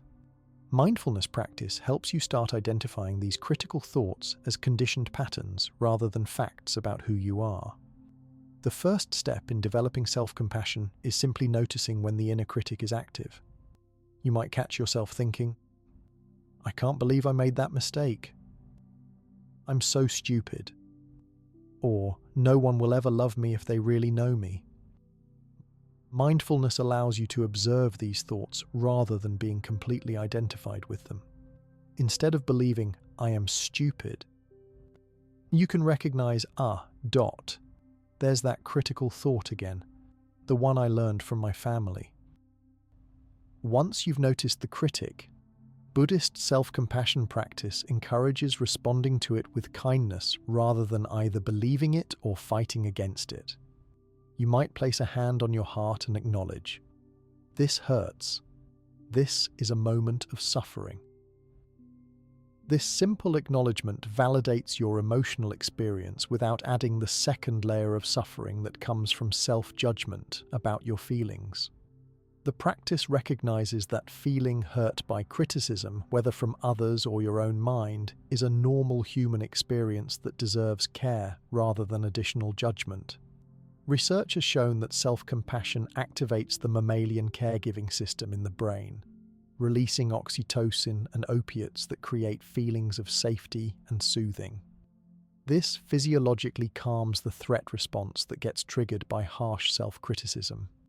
When you respond to your own suffering with warmth and care, you're literally changing your brain chemistry in ways that support healing from family criticism rather than perpetuating it. One powerful self-compassion practice involves identifying what you needed but didn't receive in your family, and learning to provide that for yourself now. Perhaps you needed validation that was never given, or protection that wasn't offered, or acceptance of your authentic feelings. While it's natural to look for others to fulfill these needs, Buddhist practice encourages developing the capacity to give yourself what you didn't receive. This doesn't replace healthy relationships, but creates a foundation of internal support that makes you less vulnerable to continued criticism or rejection. Many people find it helpful to develop a self-compassionate phrase or mantra to counter specific critical messages from their family. If you frequently heard, "You're too much," growing up, you might practice saying, "I accept and value my full self, including my enthusiasm and emotional expressiveness." If the message was that you weren't achieving enough, you might say, "My worth is inherent and not based on achievement." These phrases won't immediately erase years of conditioning, but with consistent practice, they begin to create new neural pathways that offer alternatives to the critical voice. It's important to recognize that self-compassion isn't the same as self-pity or self-indulgence. It doesn't mean exempting yourself from responsibility or avoiding difficult truths. In fact, self-compassion actually makes it easier to acknowledge mistakes and shortcomings because you're not afraid of being crushed by self-judgment. When you know you'll respond to yourself with kindness even when you mess up, you can afford to be more honest about areas that need growth rather than defensively denying them. Buddhist self-compassion also includes recognizing the universality of suffering and imperfection. Many of us who grew up in critical families believe our struggles are unique, that everyone else somehow figured out how to be perfect while we alone are flawed. The practice of common humanity helps us recognize that all humans struggle, make mistakes, and experience pain. This perspective reduces the shame and isolation that often accompany family criticism, helping you see your struggles as part of being human rather than evidence of personal deficiency. Perhaps the most powerful aspect of self-compassion practice is that it begins to transform your relationship with the critical family members themselves, even if they never change. When you're no longer desperately seeking their approval or afraid of their judgment because you've learned to provide acceptance for yourself, you can engage with them from a place of greater emotional stability. Their criticism loses its power when it's no longer reinforced by your own inner critic. You might still wish for a more supportive relationship, but your well-being no longer depends on them changing. Self-compassion practice directly addresses one of the most damaging aspects of toxic family patterns, the belief that you're fundamentally flawed or unworthy. By consistently offering yourself the kindness, understanding, and acceptance that may have been missing in your family environment, you gradually heal the core wounds that drive so many painful patterns. This isn't a quick fix or a surface-level intervention, but a profound recalibration of how you relate to yourself and, by extension, to everyone else in your life. As you develop greater self-compassion, you may notice that it becomes easier to see how family roles and stories have shaped your identity in ways that limit authentic expression. Many of us aren't just dealing with internalized criticism, but also with fixed identities that were assigned to us in our family systems, roles and narratives that may have helped us survive our family dynamics but now constrain who we can become. Buddhist practice offers a path to freedom through non-identification with these limiting roles and stories. From a Buddhist perspective, what we call ourself is not a fixed, permanent entity, but rather a fluid process that's constantly changing and shaped by countless conditions. This understanding of anatta, or non-self, doesn't mean you don't exist, but rather that you're not limited to any fixed identity or role that your family assigned to you. You're not inherently the responsible one, the black sheep, the peacemaker, or the smart one. Even if your family has treated you as though these labels defined your entire being. These roles often get established early in family systems and can persist for decades despite no longer being accurate or helpful. The responsible child who managed emotions for the whole family may still be expected to fix everyone's problems at 40. The troublemaker might still be viewed with suspicion despite years of stable, healthy choices. The fragile one might never be trusted with difficult truths. These persistent identifications constrain everyone in the system, preventing authentic growth and connection. Mindfulness practice helps you begin to notice when you're automatically falling into these assigned roles. You might observe yourself taking charge in a family situation not because it's actually necessary, but because that's your habitual role. Or perhaps you notice yourself becoming rebellious and contrary in family discussions even when you don't actually disagree, simply because opposition is your familiar position. This awareness creates the possibility of choice where previously there was only automatic reaction. The Buddhist practice of non-identification involves recognizing thoughts and stories about who you are as just that, thoughts and stories, not ultimate truths about your essential nature. When you hear yourself thinking, "I have to fix this family conflict because I'm the only responsible one," mindfulness helps you observe this as a conditioned thought pattern rather than an absolute reality. You might respond by noting, there's that familiar story again, without automatically believing or acting on it. This doesn't mean denying your genuine strengths or preferences.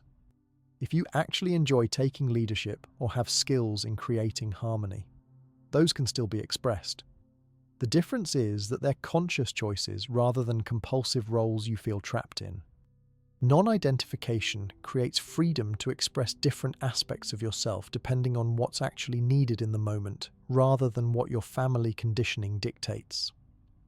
Buddhist practice also helps us recognize how these roles are empty of inherent existence. They were created by specific conditions in your family system and maintained through habitual patterns of interaction. The successful one identity might have developed because one parent needed to boost their own self-esteem through your achievements. The problem child role may have functioned to distract from marital issues. Understanding these dynamics helps you see these roles as conditional constructions rather than your true nature. Letting go of identification with family roles can initially feel threatening, both to yourself and to other family members who've grown accustomed to the familiar dynamics. You may wonder who you are if not the caretaker or the smart one. Family members might resist your changes because your new behaviors disrupt the system they're used to. Buddhist practice encourages gentle persistence through this uncomfortable transition, trusting that greater authenticity ultimately benefits everyone, even if the adjustment period is challenging. One powerful practice for loosening identification with family roles is to deliberately experiment with new behaviors in family situations. If you've always been the quiet peacekeeper, you might practice speaking your truth more directly. If you've been the family rebel, you might look for points of genuine agreement and connection. These experiments aren't about creating an opposite identity, but about exploring the fuller range of your authentic expression beyond the narrow confines of your assigned role. Another helpful practice involves examining the stories your family tells about significant events and your role in them.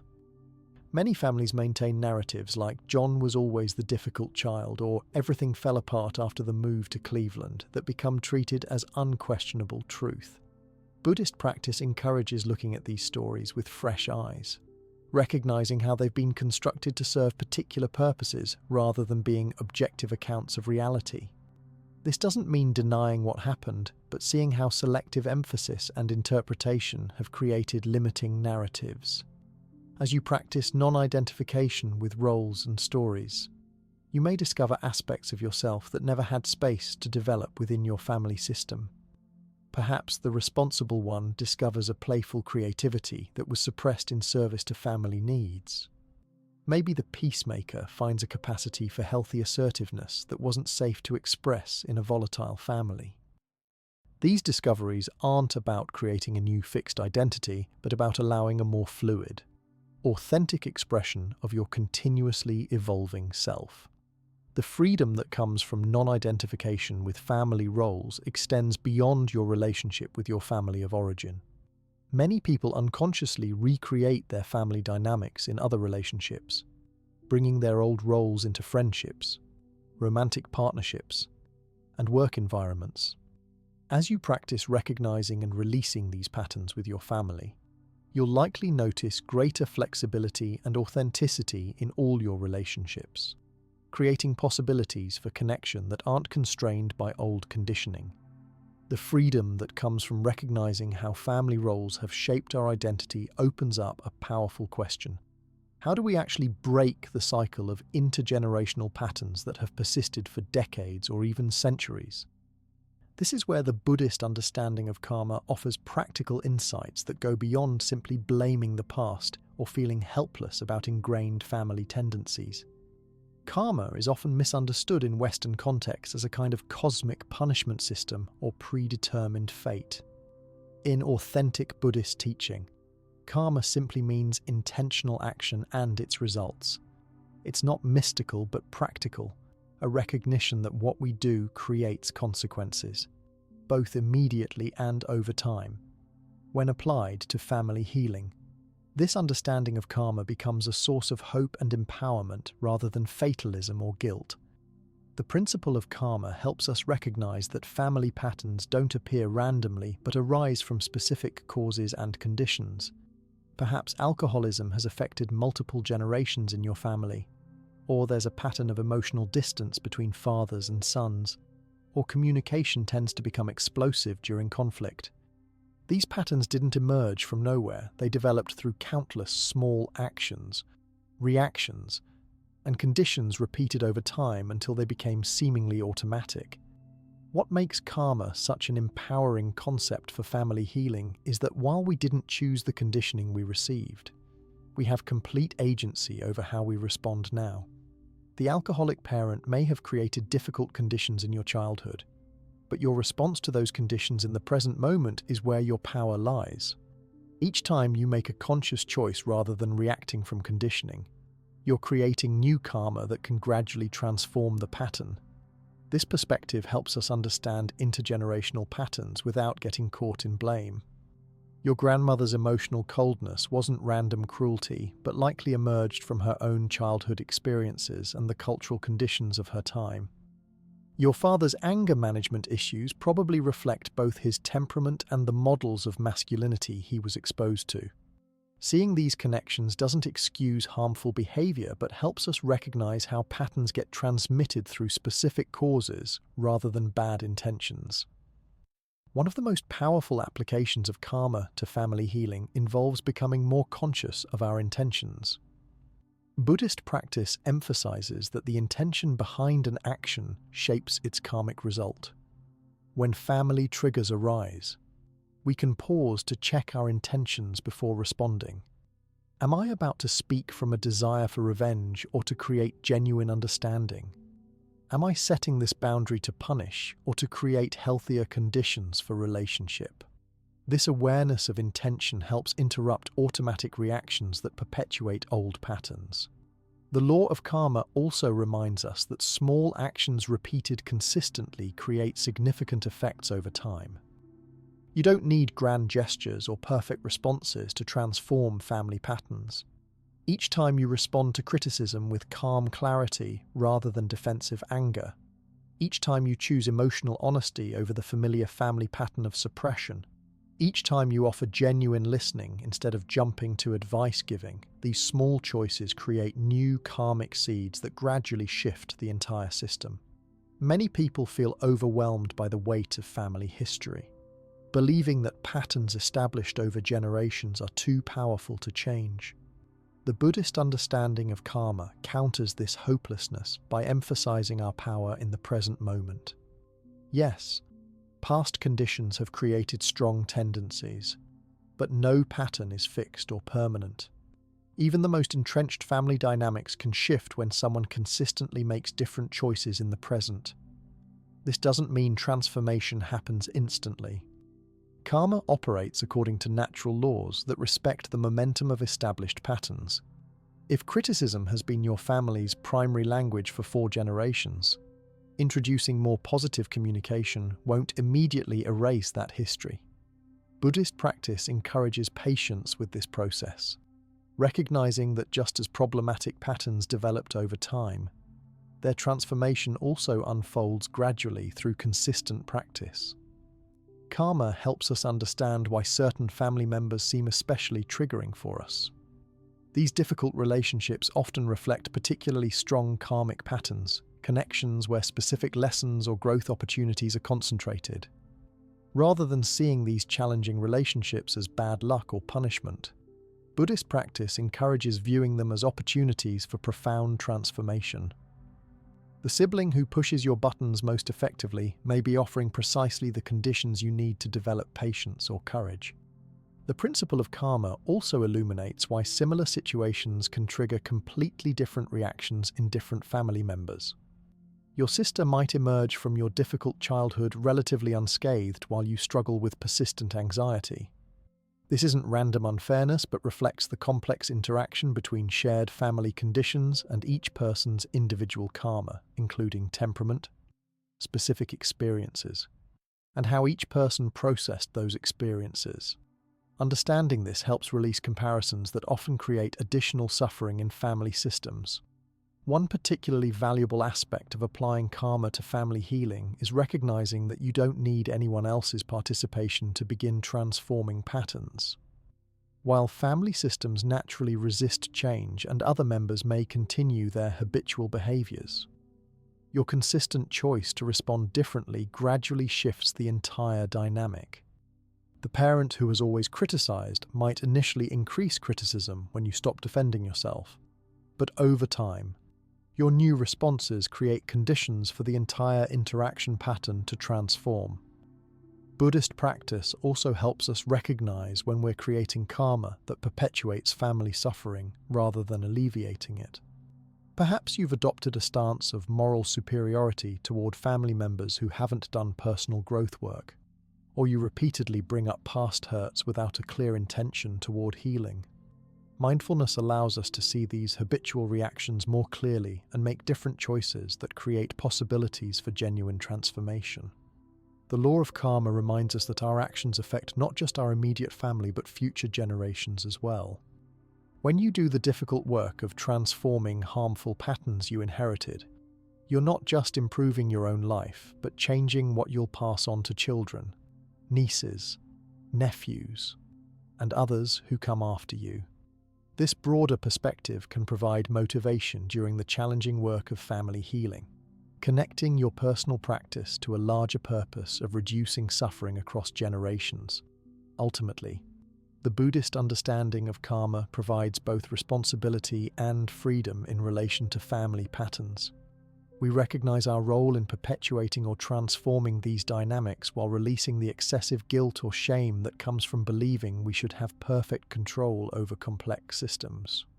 We work with what's actually in our power, our own intentions, words, and actions in the present moment, while accepting that results unfold according to many factors beyond our control. This balanced approach creates sustainable transformation that respects both our power and our limitations in the ongoing process of family healing.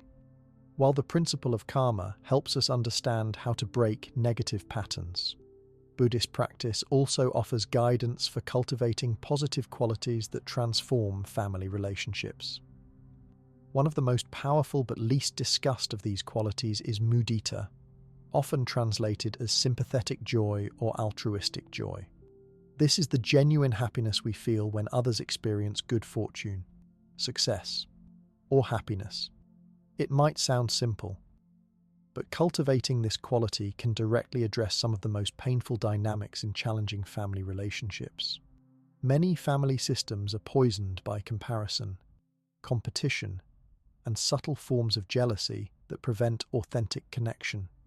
Perhaps your parents constantly compared you to siblings or cousins, creating lasting wounds around achievement and self-worth. Maybe sibling rivalry dominated your childhood and continues to affect adult relationships within the family. Or perhaps there's unspoken resentment when one family member experiences success while others struggle. These patterns create profound suffering for everyone involved. Mudita practice directly counters these toxic dynamics by training us to genuinely celebrate others' happiness and success rather than feeling threatened by it. Unlike many other aspects of family healing that require mutual participation, you can practice mudita regardless of how others behave. Even in the most competitive family environment, you can begin cultivating the capacity to feel genuine joy when good things happen to your relatives. Like any quality in Buddhist practice, mudita is developed gradually through consistent attention rather than forced. Many people find it helpful to begin with situations where sympathetic joy arises naturally, perhaps feeling happy when a child in the family accomplishes something meaningful, or when a family member you feel close to receives good news. By consciously attending to and strengthening this natural response, you build the capacity to extend it to more challenging situations. For many people, the most difficult application of mudita involves family members who received the attention, opportunities, or recognition you felt deprived of. Perhaps your sister was clearly the favorite child, or your brother received educational support you didn't get. These situations often create deep-seated resentment that can persist for decades. Mudita practice doesn't ask you to deny these valid feelings, but to gradually develop the capacity to feel genuine happiness for others' good fortune alongside your own complex emotions about family history. One approach to developing mudita with difficult family members involves recognizing that another's happiness doesn't diminish your own possibilities. Many of us unconsciously operate from a scarcity mindset where we believe there's only so much success, love, or recognition available, so someone else's portion means less for us. Buddhist practice helps us recognize this as a mental construction rather than reality. Your sister's successful career doesn't prevent your own success. Your cousin's happy marriage doesn't reduce your chances for fulfilling relationships. When we truly understand this, competitive feelings naturally begin to dissolve. Another helpful aspect of mudita practice involves recognizing how everyone benefits when any family member thrives. When your brother overcomes addiction, the entire family system experiences less stress. When your niece excels academically, it creates positive ripple effects for the next generation. This wider perspective helps counter the narrow self-focus that fuels jealousy and competition. Instead of asking, why them and not me, we begin to appreciate how any positive development strengthens the family as a whole. Sibling relationships often provide the most challenging opportunities for mudita practice. Many adults continue to carry childhood hurts related to perceived favoritism, comparison, or competition long after leaving home. Perhaps you were labeled the smart one, while your sister was the pretty one, creating artificial divisions that limited both of you. Or maybe your achievements were consistently overshadowed by a high-achieving sibling.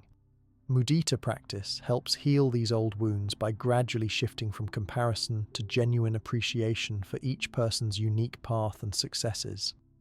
The Buddha taught that mudita, like other positive qualities, can be developed through specific meditation practices. In mudita meditation, you might bring to mind a family member's recent success or happiness and consciously cultivate joy in their good fortune. When resistance or jealousy arises, you simply notice these reactions with compassion rather than judgment. Then gently return to nurturing the feeling of shared happiness. Over time, this practice literally rewires neural pathways, making sympathetic joy more natural and accessible even in challenging family dynamics. Many practitioners find that developing mudita reveals how much energy they've wasted on comparison and competition within the family. When you're constantly assessing whether you're doing better or worse than siblings or cousins, you're directing precious life energy toward judgment rather than genuine connection. As mudita grows stronger, this exhausting comparison often naturally falls away, creating space for more authentic relationships based on mutual appreciation rather than competition. The practice of mudita doesn't require you to have perfect family relationships or to ignore genuine problems. You can feel happy about your brother's career success while maintaining appropriate boundaries around his problematic behavior in other areas. You can celebrate your mother's new relationship while still acknowledging how her parenting affected you.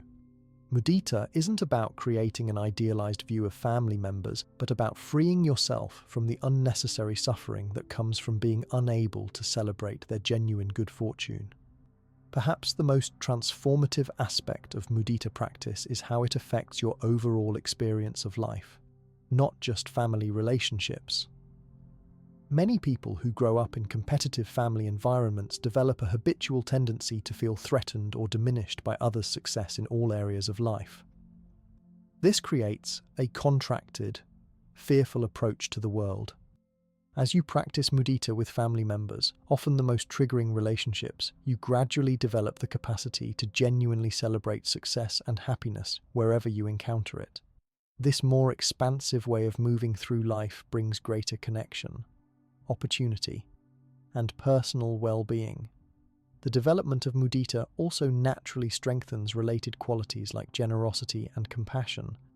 When you can genuinely rejoice in others' good fortune, giving becomes more natural because you anticipate the happiness your gift will bring. Compassion deepens because you're not just focused on alleviating suffering, but also on supporting others' joy. These interconnected qualities create a positive feedback loop that gradually transforms family relationships from within, regardless of whether others are consciously participating in the process. Like all Buddhist practices, cultivating mudita within family relationships isn't about achieving perfection, but about gradual, consistent growth.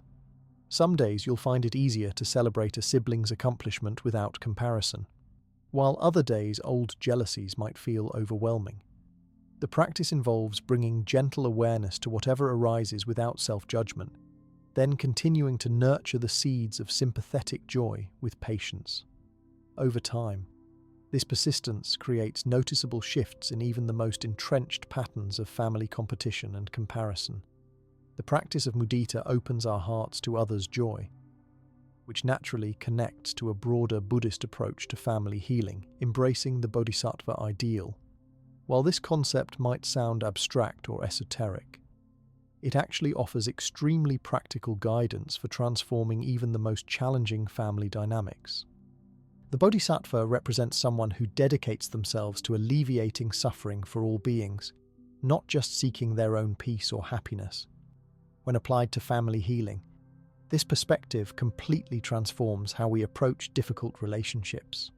Many people understandably approach family healing with a primary focus on reducing their own pain. How can I protect myself from my critical mother? How can I stop being triggered by my father's behavior? How can I deal with my anxiety around family gatherings? These are natural questions, but the bodhisattva ideal invites a broader perspective, one that includes caring about the well-being and liberation of everyone in the family system, even those who have caused harm. This doesn't mean becoming a martyr or doormat. In fact, authentic bodhisattva practice is grounded in the wisdom that true compassion includes appropriate boundaries and discernment. What changes is the underlying motivation.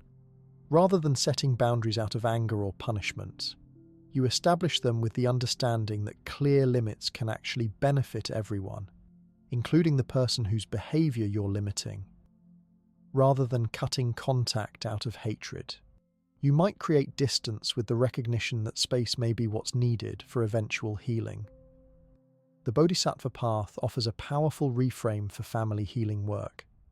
Instead of seeing difficult family dynamics as unfortunate obstacles to your happiness or spiritual development, they become central to your practice, opportunities to develop patience, compassion, wisdom, and other essential qualities.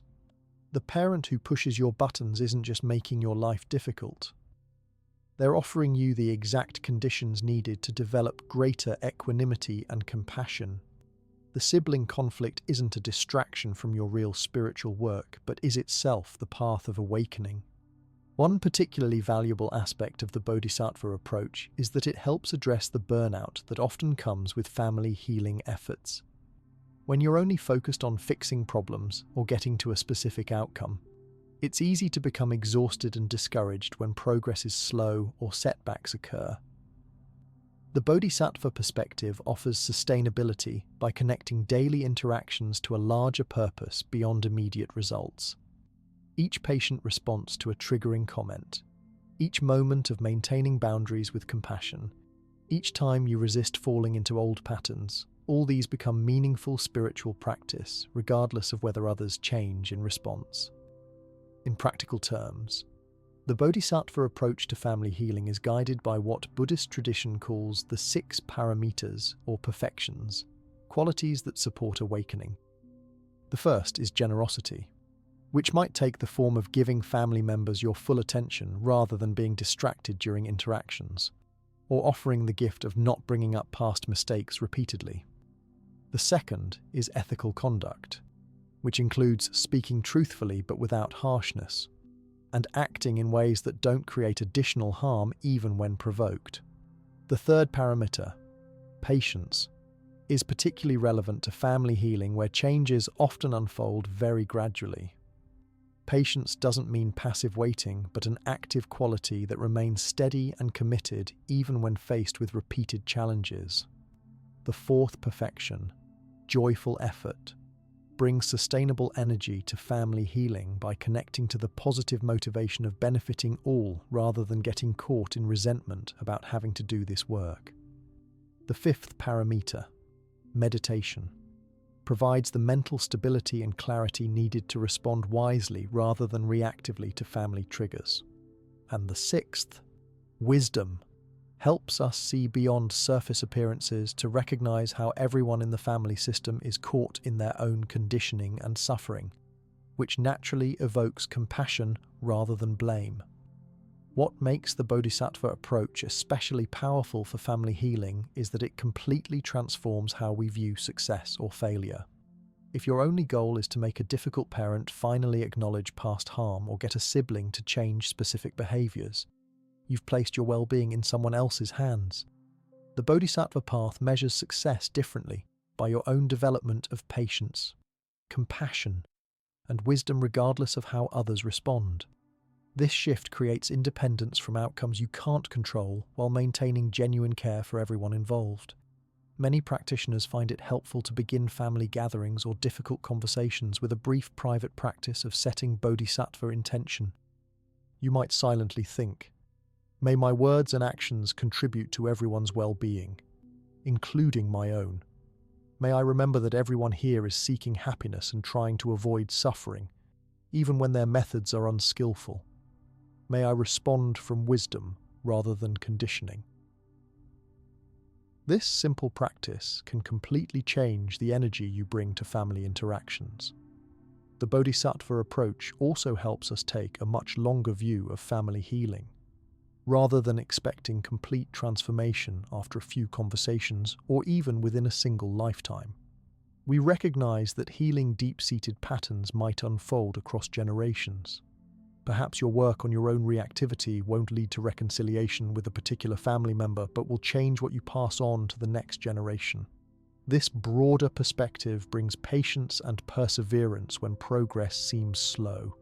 One common misunderstanding about the Bodhisattva ideal is that it asks us to sacrifice our own needs for others. In authentic Buddhist practice, self and others are not seen as separate in this way. Taking care of your own well-being is understood as essential for being able to benefit others effectively.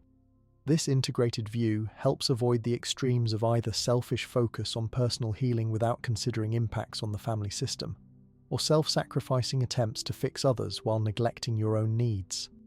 The Bodhisattva path also helps us work with one of the most challenging aspects of family healing, the tendency to get caught in righteous anger when we've been genuinely harmed. While anger often feels empowering in the moment, it typically keeps us locked in suffering and reactivity rather than creating genuine change. The Bodhisattva approach doesn't ask us to suppress anger, but to transform it into determined compassion, a powerful commitment to creating change that's fueled by care rather than hatred. This transformed energy is actually more effective at creating lasting change than reactive anger, while also being more sustainable for our own well-being. Ultimately, The Bodhisattva ideal reminds us that family healing isn't separate from our broader spiritual development or our capacity to benefit the wider world. The same qualities needed to transform family suffering, patience, compassion, discernment, perseverance, are exactly what's needed to address larger societal challenges. By engaging fully with our family healing as spiritual practice, we're simultaneously developing capacities that can benefit countless others beyond our immediate circle, creating ripple effects of healing that extend far beyond what we can immediately see. This broader perspective on family healing naturally connects to one of the most fundamental Buddhist principles, ahimsa or non-harming.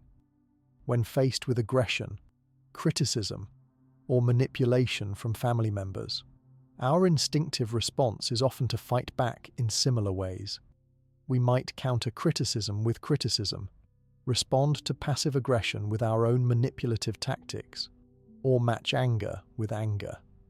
Buddhist practice offers a radically different approach through the principle of nonviolence, which provides practical guidance for breaking cycles of family aggression without either becoming a doormat or perpetuating harm. Nonviolence in Buddhism goes far beyond simply avoiding physical harm. It encompasses our speech, our actions, and even our thoughts and intentions.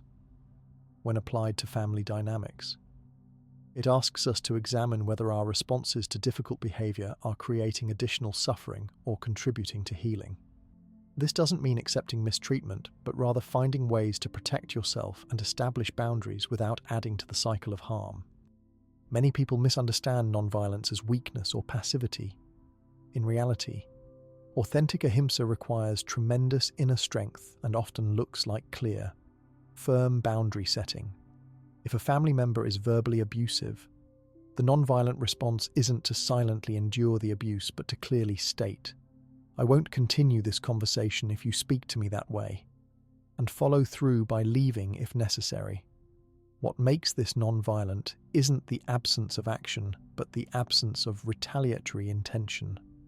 You're setting a boundary to prevent harm rather than to punish or hurt the other person. Non-violence also applies to our speech patterns in family interactions. Many family arguments escalate through subtle or overt verbal violence, character attacks, bringing up past mistakes, hostile tone, interrupting, or dismissing others' feelings. Practicing ahimsa means becoming aware of these speech patterns and consciously choosing communication that doesn't create additional wounds. This might look like sticking to I statements about your own experience rather than making accusatory you statements, or addressing specific behaviors rather than attacking someone's character. Perhaps the most challenging aspect of practicing non-violence in families is applying it to our own thoughts. Many of us maintain internal narratives about difficult family members that are filled with judgment, contempt, or wishes for revenge. While these thoughts may feel justified given what we've experienced, they ultimately perpetuate our own suffering and make it harder to respond skillfully in actual interactions. Non-violence toward ourselves includes recognizing these thought patterns without judgment and gradually cultivating more compassionate understanding, even toward those who have harmed us. This internal practice doesn't mean making excuses for harmful behavior or denying the real impact it's had on you. Rather, it involves recognizing that behind unskillful behavior is another human being who is also suffering and acting from their own conditioning. The parent who criticizes may be repeating patterns they experienced or acting from their own insecurity. The sibling who lashes out may be struggling with their own wounds from family history. This recognition doesn't obligate you to maintain close relationships with those who consistently harm you, but can help free you from the additional suffering of hatred and bitter resentment. When family members become aggressive, either overtly or passively, non-violent practice encourages a measured response that neither escalates the situation nor collapses your own boundaries. This middle path might involve naming what's happening without accusation. It seems like you're raising your voice and making personal comments rather than discussing the actual issue. It might include offering an alternative. "I'd like to have this conversation in a calmer way where we both feel respected," or it might require temporarily stepping away. I'm going to take a break from this discussion and come back when we can talk more constructively. Practicing non-violence with family aggressors requires developing what Buddhists call kshanti, or patient forbearance, the capacity to remain steady in the face of provocation without either lashing back or internalizing the aggression. This doesn't mean endlessly tolerating mistreatment, but developing the internal stability to respond from choice rather than reactivity. Meditation practices that develop equanimity are particularly helpful for building this capacity, creating space between a trigger and your response. One powerful application of ahimsa involves recognizing the aggression we've internalized from family dynamics and directing non-violence toward ourselves. Many people who experience criticism or emotional abuse in childhood continue the pattern through harsh self-criticism. Non-violence practice includes bringing the same care and compassion to your own suffering that you would offer to someone else experiencing similar pain. This self-directed ahimsa helps break the cycle of violence that often continues internally long after the external situation has changed. The principle of non-violence also guides how we approach changing family dynamics. Rather than trying to force others to change through argument, criticism, or emotional pressure, ahimsa encourages creating conditions that support natural transformation. This might involve modeling different ways of communicating, offering appreciation when family members make even small positive changes, or finding ways to connect around shared interests rather than focusing exclusively on problems that need fixing. What makes non-violent responses particularly powerful in family settings is that they interrupt expected patterns. Many family conflicts follow predictable scripts. The same provocations lead to the same reactions, creating endless loops of mutual triggering. When you respond to a familiar provocation with non-violence rather than your habitual reaction, you introduce a new element that can potentially shift the entire dynamic. Your parent might still make the critical comment they've made for decades, but your non-reactive, boundaried response creates the possibility for a different outcome. This practice doesn't guarantee that others will change in response to your non-violence. Some family members may actually increase aggressive behavior initially when their familiar provocations no longer produce the expected reaction. Buddhist teaching on non-violence includes the wisdom to recognize when temporary or permanent distance from certain relationships is necessary for everyone's well-being. What ahimsa offers is freedom from perpetuating cycles of harm, both toward others and within your own heart and mind. The cultivation of non-violence toward difficult family members is ultimately a practice of freedom from being controlled by others' behavior, freedom from your own reactive patterns, and freedom from continuing cycles of harm that may have persisted for generations, even in situations where reconciliation isn't possible or advisable. This practice offers the possibility of internal peace that doesn't depend on others changing first. While non-violence creates freedom from perpetuating harmful patterns, most of us find that attempting to transform deep family conditioning alone is incredibly challenging. The Buddha recognized this reality when he established the Sangha, or spiritual community, as one of the 3 jewels of refuge in Buddhist practice.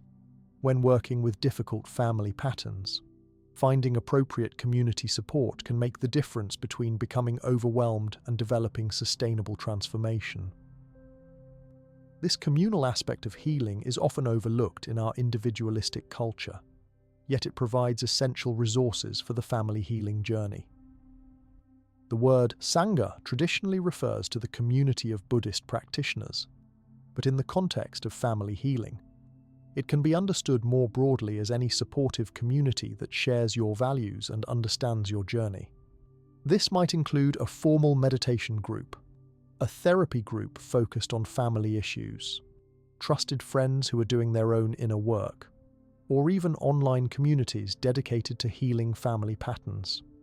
What matters isn't the form, but the quality of support that helps you maintain perspective and continue your practice even during challenging periods. Many people who grew up in difficult family environments never experienced healthy community. When your primary model of human connection comes from dysfunctional family dynamics, you might not even know what supportive relationships look like or how to create them. The Sangha provides alternative models of interaction based on mutual respect, honest communication, and genuine care. Simply experiencing these healthier dynamics can be profoundly healing, showing you possibilities that may never have been visible within your family system. One of the most valuable functions of Sangha is providing mirrors that reflect both your conditioned patterns and your authentic nature. Friends on a similar path can often see your blind spots with compassionate clarity, noticing when you're reverting to family conditioning that you might not recognize yourself. Perhaps you're repeating a self-deprecating narrative that originated with a critical parent. Or maybe you're unconsciously creating the same dynamics with friends that troubled your sibling relationships. Supportive community can gently bring awareness to these patterns, while also reflecting back your positive qualities that family dynamics may have obscured. The Sangha also provides crucial validation when you're questioning your own perceptions due to family gaslighting or minimization. Many people who attempt to establish healthier patterns face resistance or denial from family members who have a vested interest in maintaining the status quo. Comments like, "You're too sensitive," "That never happened," or "Why can't you just let it go?" can make you doubt your own experience and judgment. A supportive community can help you stay grounded in reality, confirming that your perceptions and boundaries are reasonable without feeding resentment or victimhood. Buddhist teacher Jack Cornfield often points out that healing is always in relationship. While meditation and personal practice are essential, many of the wounds created in relationship can only be fully healed in relationship. The Sangha provides opportunities to experience being truly seen, heard, and accepted, often for the first time for those from difficult family backgrounds. These corrective emotional experiences don't erase family history, but create new neural pathways and emotional reference points that gradually become stronger than old conditioning. The Sangha also offers practical wisdom drawn from others' experiences with similar challenges. Someone else in your community may have found effective ways to set boundaries with a parent with narcissistic tendencies, or navigated holiday gatherings without being triggered by old family dynamics, or discovered how to maintain compassion for difficult relatives without compromising their own well-being. This pooled wisdom provides options and possibilities you might never discover in isolation, saving you from having to reinvent the wheel with every family challenge. Finding appropriate Sangha support requires discernment. Not every community or individual who appears supportive will actually provide what you need for family healing. Some groups might encourage black and white thinking that demonizes family members, reinforcing separation rather than understanding. Others might push premature forgiveness or reconciliation that bypasses necessary boundary setting and emotional processing. Healthy Sangha support acknowledges the real impact of family wounding while fostering compassion for all involved, including those who caused harm. It's also important to recognize that different types of support may be needed at different stages of family healing. During initial recognition of harmful patterns, you might need validation and clear perspectives on dysfunctional dynamics. During active boundary-setting phases, practical support and encouragement to maintain limits despite guilt or pressure can be essential. As you move toward deeper understanding and potential reconciliation, you might benefit from perspectives that help you see beyond polarized viewpoints. A diverse Sangha can offer different voices and viewpoints appropriate to where you are in your journey. Many people hesitate to seek community support for family healing due to shame or privacy concerns. There's often an unspoken belief that family struggles should remain private or that needing support somehow indicates failure. Buddhist practice encourages recognizing these beliefs as conditioned rather than true, and acknowledging the universal nature of family challenges. Virtually everyone struggles with some aspect of family relationships. Seeking support isn't weakness, but wisdom, a recognition that human beings naturally heal in community. The Sangha also provides opportunities to give support, not just receive it. Many people from difficult family backgrounds have developed exceptional sensitivity and insight as a result of their experiences. Offering your understanding to others facing similar challenges can be deeply healing, transforming painful history into wisdom that benefits others. This mutual support creates sustainable community where everyone both gives and receives rather than falling into fixed helper-helped dynamics that can replicate unhealthy family patterns. One practical approach to developing Sangha support involves intentionally seeking connections with others who share your values and are engaged in similar inner work. This might mean joining established groups focused on meditation, healing, or personal growth. It might involve gradually deepening existing friendships to include more authentic sharing about family challenges, or it could mean creating new connections through workshops, retreats, or online communities dedicated to family healing.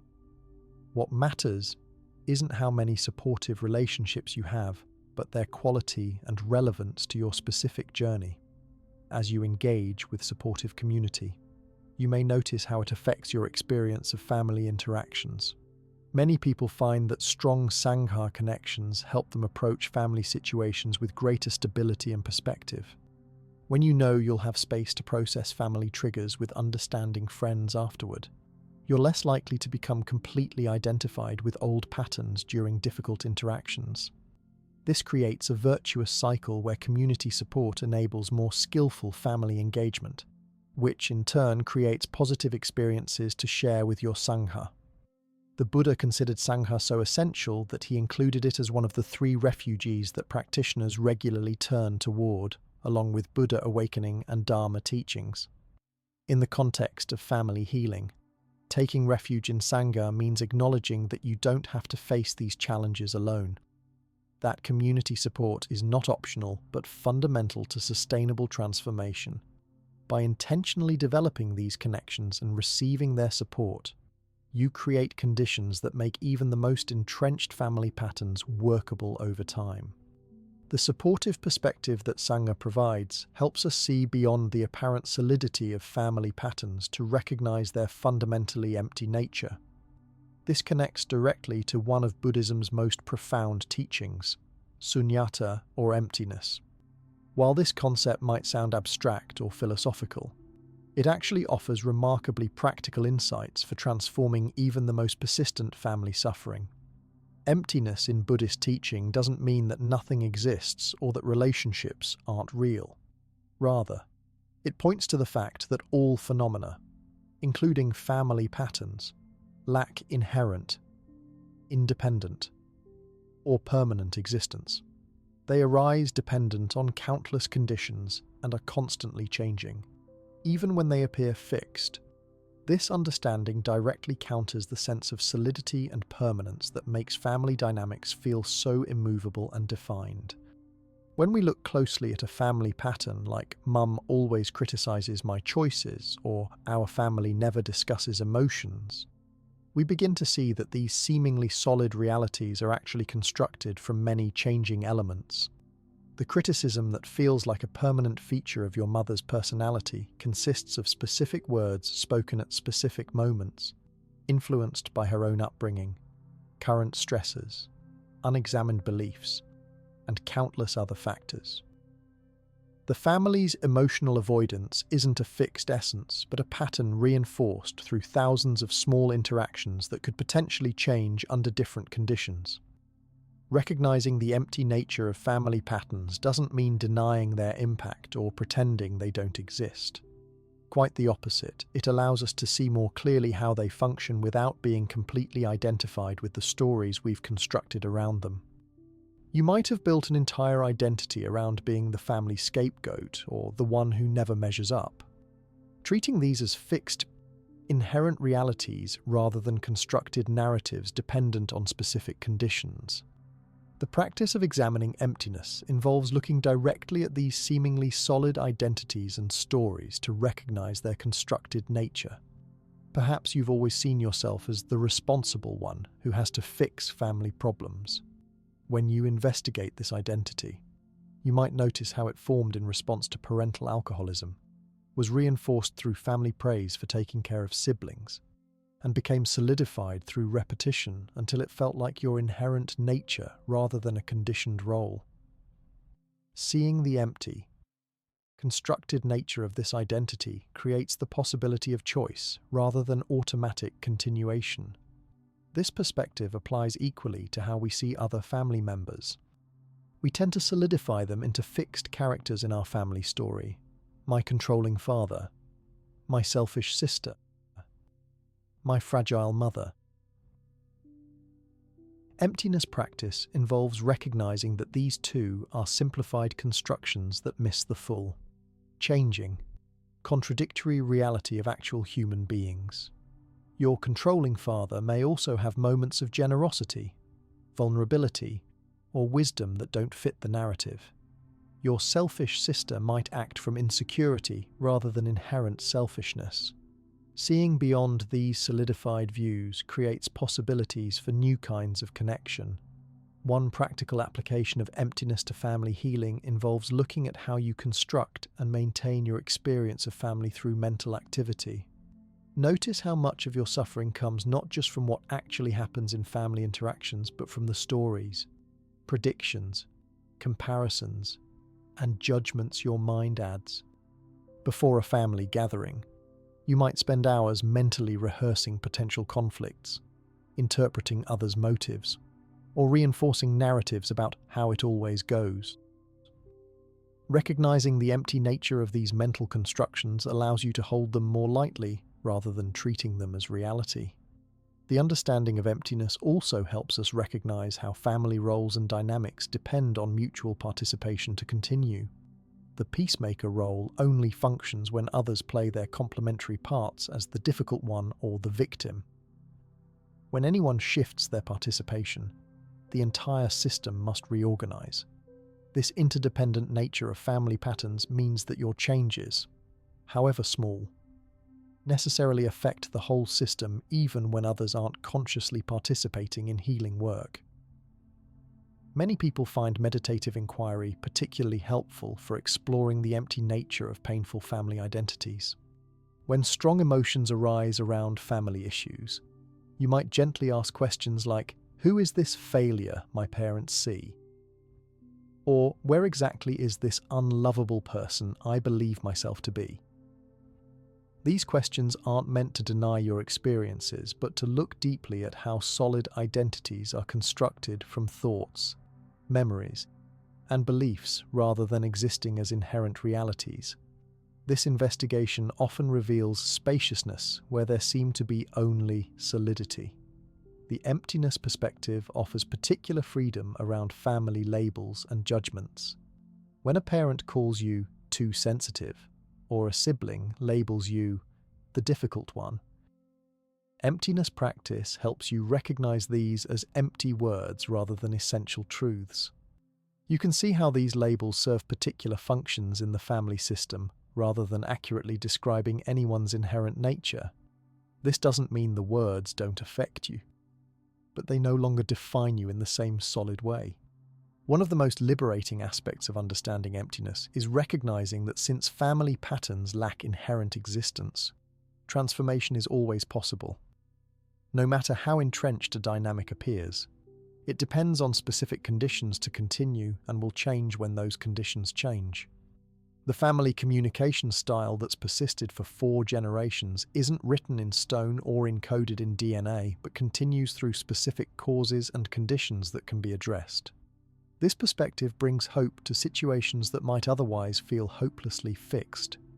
The practice of recognizing emptiness also helps address one of the most painful aspects of family wounding, the sense that what happened defines your inherent worth or possibilities.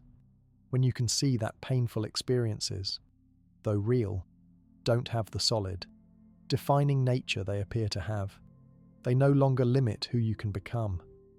The neglect you experienced is real but empty of inherent meaning about your worthiness. The criticism you received is real but empty of truth about your capabilities. This recognition creates freedom to develop beyond the confines of family conditioning. By seeing through the apparent solidity of family patterns, roles, and identities to their empty, constructed nature, You create space for new possibilities that weren't visible when these dynamics seemed inherently real and permanent. This doesn't mean instant transformation or magical thinking, but rather a grounded recognition that what appears most solid and unchangeable is actually constructed from countless conditions that can gradually shift through persistent practice and wise understanding. The recognition of emptiness creates an unexpected opening, the possibility of genuine gratitude for even our most difficult family experiences. This isn't the toxic positivity that claims everything happens for a reason or pretends painful experiences weren't actually harmful. Rather, it's the mature recognition that our challenges, while real, have often catalyzed growth, strength, and wisdom that might not have developed otherwise. Buddhist practice offers a way to acknowledge both the genuine difficulty of family struggles and the valuable lessons they've made possible. Many people initially resist the idea of feeling grateful for painful family experiences. If you experienced neglect, abuse, constant criticism, or other significant harm in your family, gratitude might seem inappropriate or even offensive. It's important to understand that Buddhist gratitude practice never minimizes harm or suggests you should be thankful for mistreatment itself. Instead, it focuses on recognizing how you've grown through responding to these challenges and the strengths you've developed as a result. This shift in perspective typically happens gradually as you work through the initial healing of family wounds. When pain is fresh or unprocessed, trying to force gratitude often leads to spiritual bypassing, using spiritual concepts to avoid necessary emotional processing. Authentic gratitude usually emerges naturally after you've acknowledged the full impact of difficult experiences and done the necessary grief work. It represents an additional layer of healing rather than a substitute for facing the reality of what happened. Many people discover that their most valuable qualities emerge directly from their family challenges. Perhaps growing up with emotionally unavailable parents developed your exceptional sensitivity to others' needs. Maybe navigating family conflict gave you unusual skills in diplomacy and peacekeeping. The sibling who constantly criticized you might have inadvertently helped you develop resilience and inner strength. Without suggesting these difficulties were necessary or good, Buddhist practice helps us recognize how responding to them has shaped positive aspects of who we've become. Research in post-traumatic growth shows that many people who work through difficult experiences ultimately identify specific ways they've grown stronger. This might include developing deeper compassion for others' suffering, greater appreciation for life's positive aspects, stronger and more authentic relationships, recognition of personal strength, or discovering new possibilities and paths. Buddhist gratitude practice helps bring conscious awareness to these growth areas rather than maintaining an exclusive focus on the damage done. One practical approach to developing gratitude for family lessons involves reflecting on specific strengths you've developed through your family experiences. Perhaps you became exceptionally self-reliant due to parental inconsistency, developed powerful observational skills by needing to read emotional cues in a volatile household, or learned adaptability from constant family changes. Without denying the real cost of developing these strengths in difficult ways, you can acknowledge their value in your current life. Gratitude practice also helps us recognize how difficult family members have often been our most powerful teachers, though not in ways they intended. The parent who couldn't regulate their emotions may have taught you the importance of emotional management. The sibling who betrayed your trust likely taught you discernment about healthy relationships. The family culture of conflict showed you the value of peaceful communication. Buddhist practice helps us see these lessons without getting caught in resentment about how they were delivered. This perspective shift can be particularly valuable when actual reconciliation or acknowledgement from family members isn't possible. Perhaps a harmful parent has died without ever recognizing the impact of their behavior, or a sibling remains committed to toxic patterns with no interest in change. When external resolution isn't available, finding meaning in how you've grown through these challenges creates a form of internal resolution that doesn't depend on others changing or acknowledging harm. Another aspect of gratitude practice involves recognizing how family difficulties have connected you to universal human experience. While you might wish you hadn't needed to develop compassion through your own suffering, the depth of understanding you now bring to others facing similar challenges represents a genuine gift. Many of the most effective healers, teachers, and compassionate friends have developed their capacity to help others directly through their own family wounds. Buddhist teacher Thich Nhat Hanh often spoke about turning garbage into flowers, the alchemical process of transforming suffering into understanding and compassion. This doesn't mean pretending garbage smells good or isn't garbage. It means recognizing that compost, while unpleasant in itself, creates conditions for new growth. Similarly, family difficulties, while painful, often create conditions for developing qualities that might otherwise remain dormant. This practice of finding gratitude for lessons in family difficulties has nothing to do with excusing harmful behavior or suggesting it was somehow necessary. Many people develop beautiful qualities despite difficult circumstances, not because of them. The point isn't that suffering is required for growth, but that human beings have remarkable capacity to create meaning and value even from painful experiences. Buddhist gratitude practice honors this capacity while maintaining complete clarity about the reality of harm. Some people find it helpful to write about the specific strengths and insights they've developed through family challenges. This doesn't need to be shared with anyone else. It's simply a way to bring conscious awareness to your growth. You might reflect on questions like, what have I learned about myself through these difficulties? What strengths have I developed that I might not have otherwise? How has my understanding of others deepened through my own experiences? These reflections often reveal growth that's been happening below the level of conscious awareness. As gratitude for the lessons in family difficulties develops, many people notice a softening around even painful memories. This doesn't mean the pain disappears completely, but it no longer defines the entire experience. You might recognize how a generally difficult parent also gave you certain valuable traits or opportunities. Or perhaps you see how navigating family challenges prepared you for other life difficulties in ways you couldn't have anticipated. This more complex, nuanced perspective brings freedom from simplistic victim narratives without denying the real impact of family wounding. The cultivation of gratitude for lessons in family difficulties ultimately creates more space and possibility in your life. When family wounds are experienced only as damage done to you, they tend to contract your sense of self and possibility. When you can also recognize how you've grown through responding to these challenges, your sense of self expands to include both the wounds and the wisdom they've helped develop.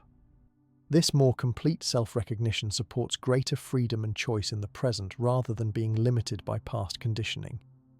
While recognizing the value of the lessons in family difficulties brings a sense of completion to our exploration of Buddhist approaches to family healing, the real work happens in the everyday moments of family life. Buddhist wisdom offers profound insights, but they only create genuine transformation when integrated into daily interactions rather than remaining abstract knowledge. Let's explore how to bring these principles into practical application in the ordinary moments where family patterns actually play out. The most powerful place to begin integrating Buddhist wisdom into family life is with consistent mindfulness practice. This doesn't require hours of formal meditation, but rather bringing quality attention to everyday interactions. Before calling a challenging family member, you might take 3 conscious breaths to center yourself. During conversations, you can practice noticing when you're planning your response rather than truly listening. When triggered, you might silently name what's happening, feeling defensive or old anger arising, creating space between stimulus and response. Many practitioners find it helpful to create simple mindfulness anchors throughout their day, especially around family interactions.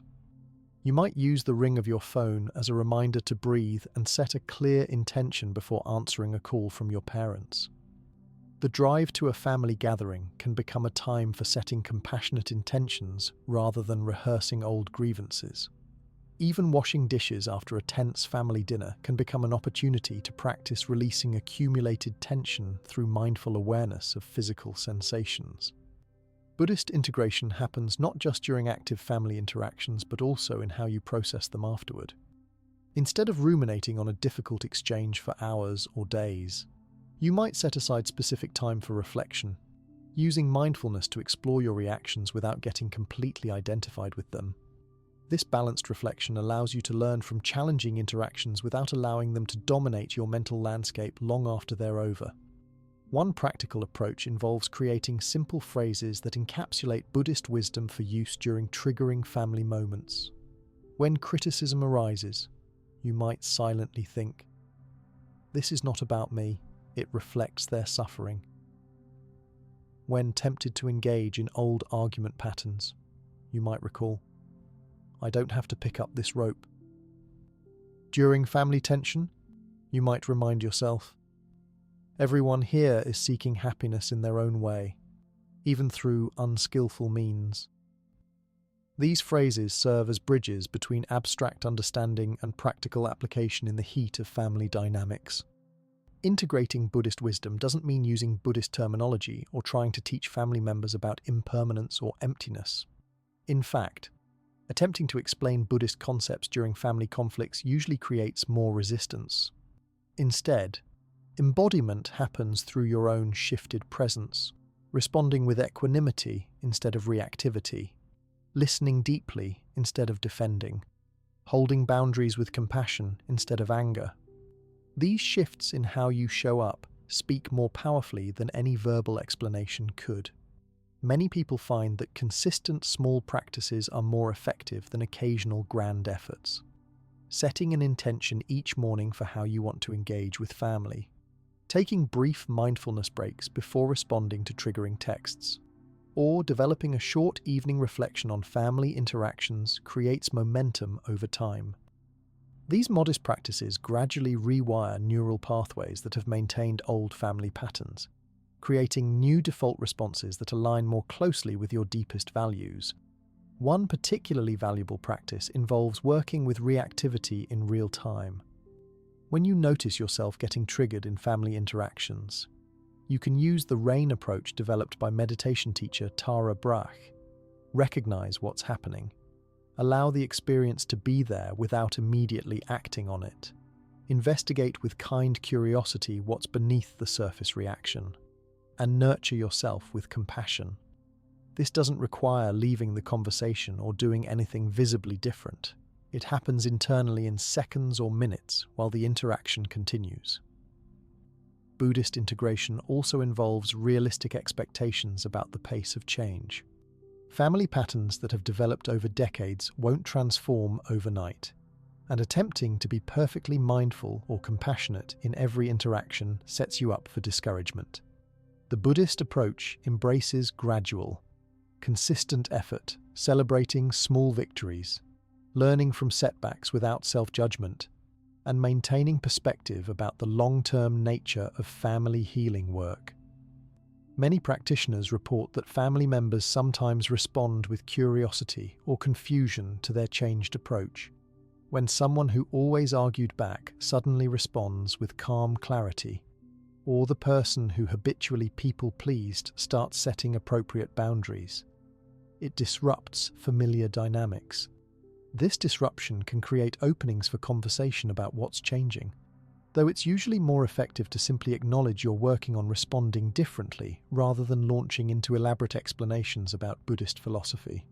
Other family members may resist changes in your behavior, sometimes intensifying difficult patterns in an unconscious attempt to pull you back into familiar dynamics. Someone might escalate criticism when you stop defending yourself, or increase emotional intensity when you maintain equanimity. Buddhist practice helps you recognize these reactions as natural systemic responses to change rather than as evidence that your new approach isn't working. With patience and consistency, even initial resistance typically gives way to new, healthier patterns over time. The integration of Buddhist wisdom ultimately happens not through perfectly implementing specific techniques, but through bringing a different quality of presence to family relationships. This presence combines clear seeing without denial, compassion without enabling, boundaries without hostility, and patience without passivity. It grows from consistent practice that gradually transforms your relationship with your own reactions, creating space for new possibilities, even in the most entrenched family dynamics. What makes this integration particularly powerful is that it doesn't depend on optimal conditions or everyone's participation.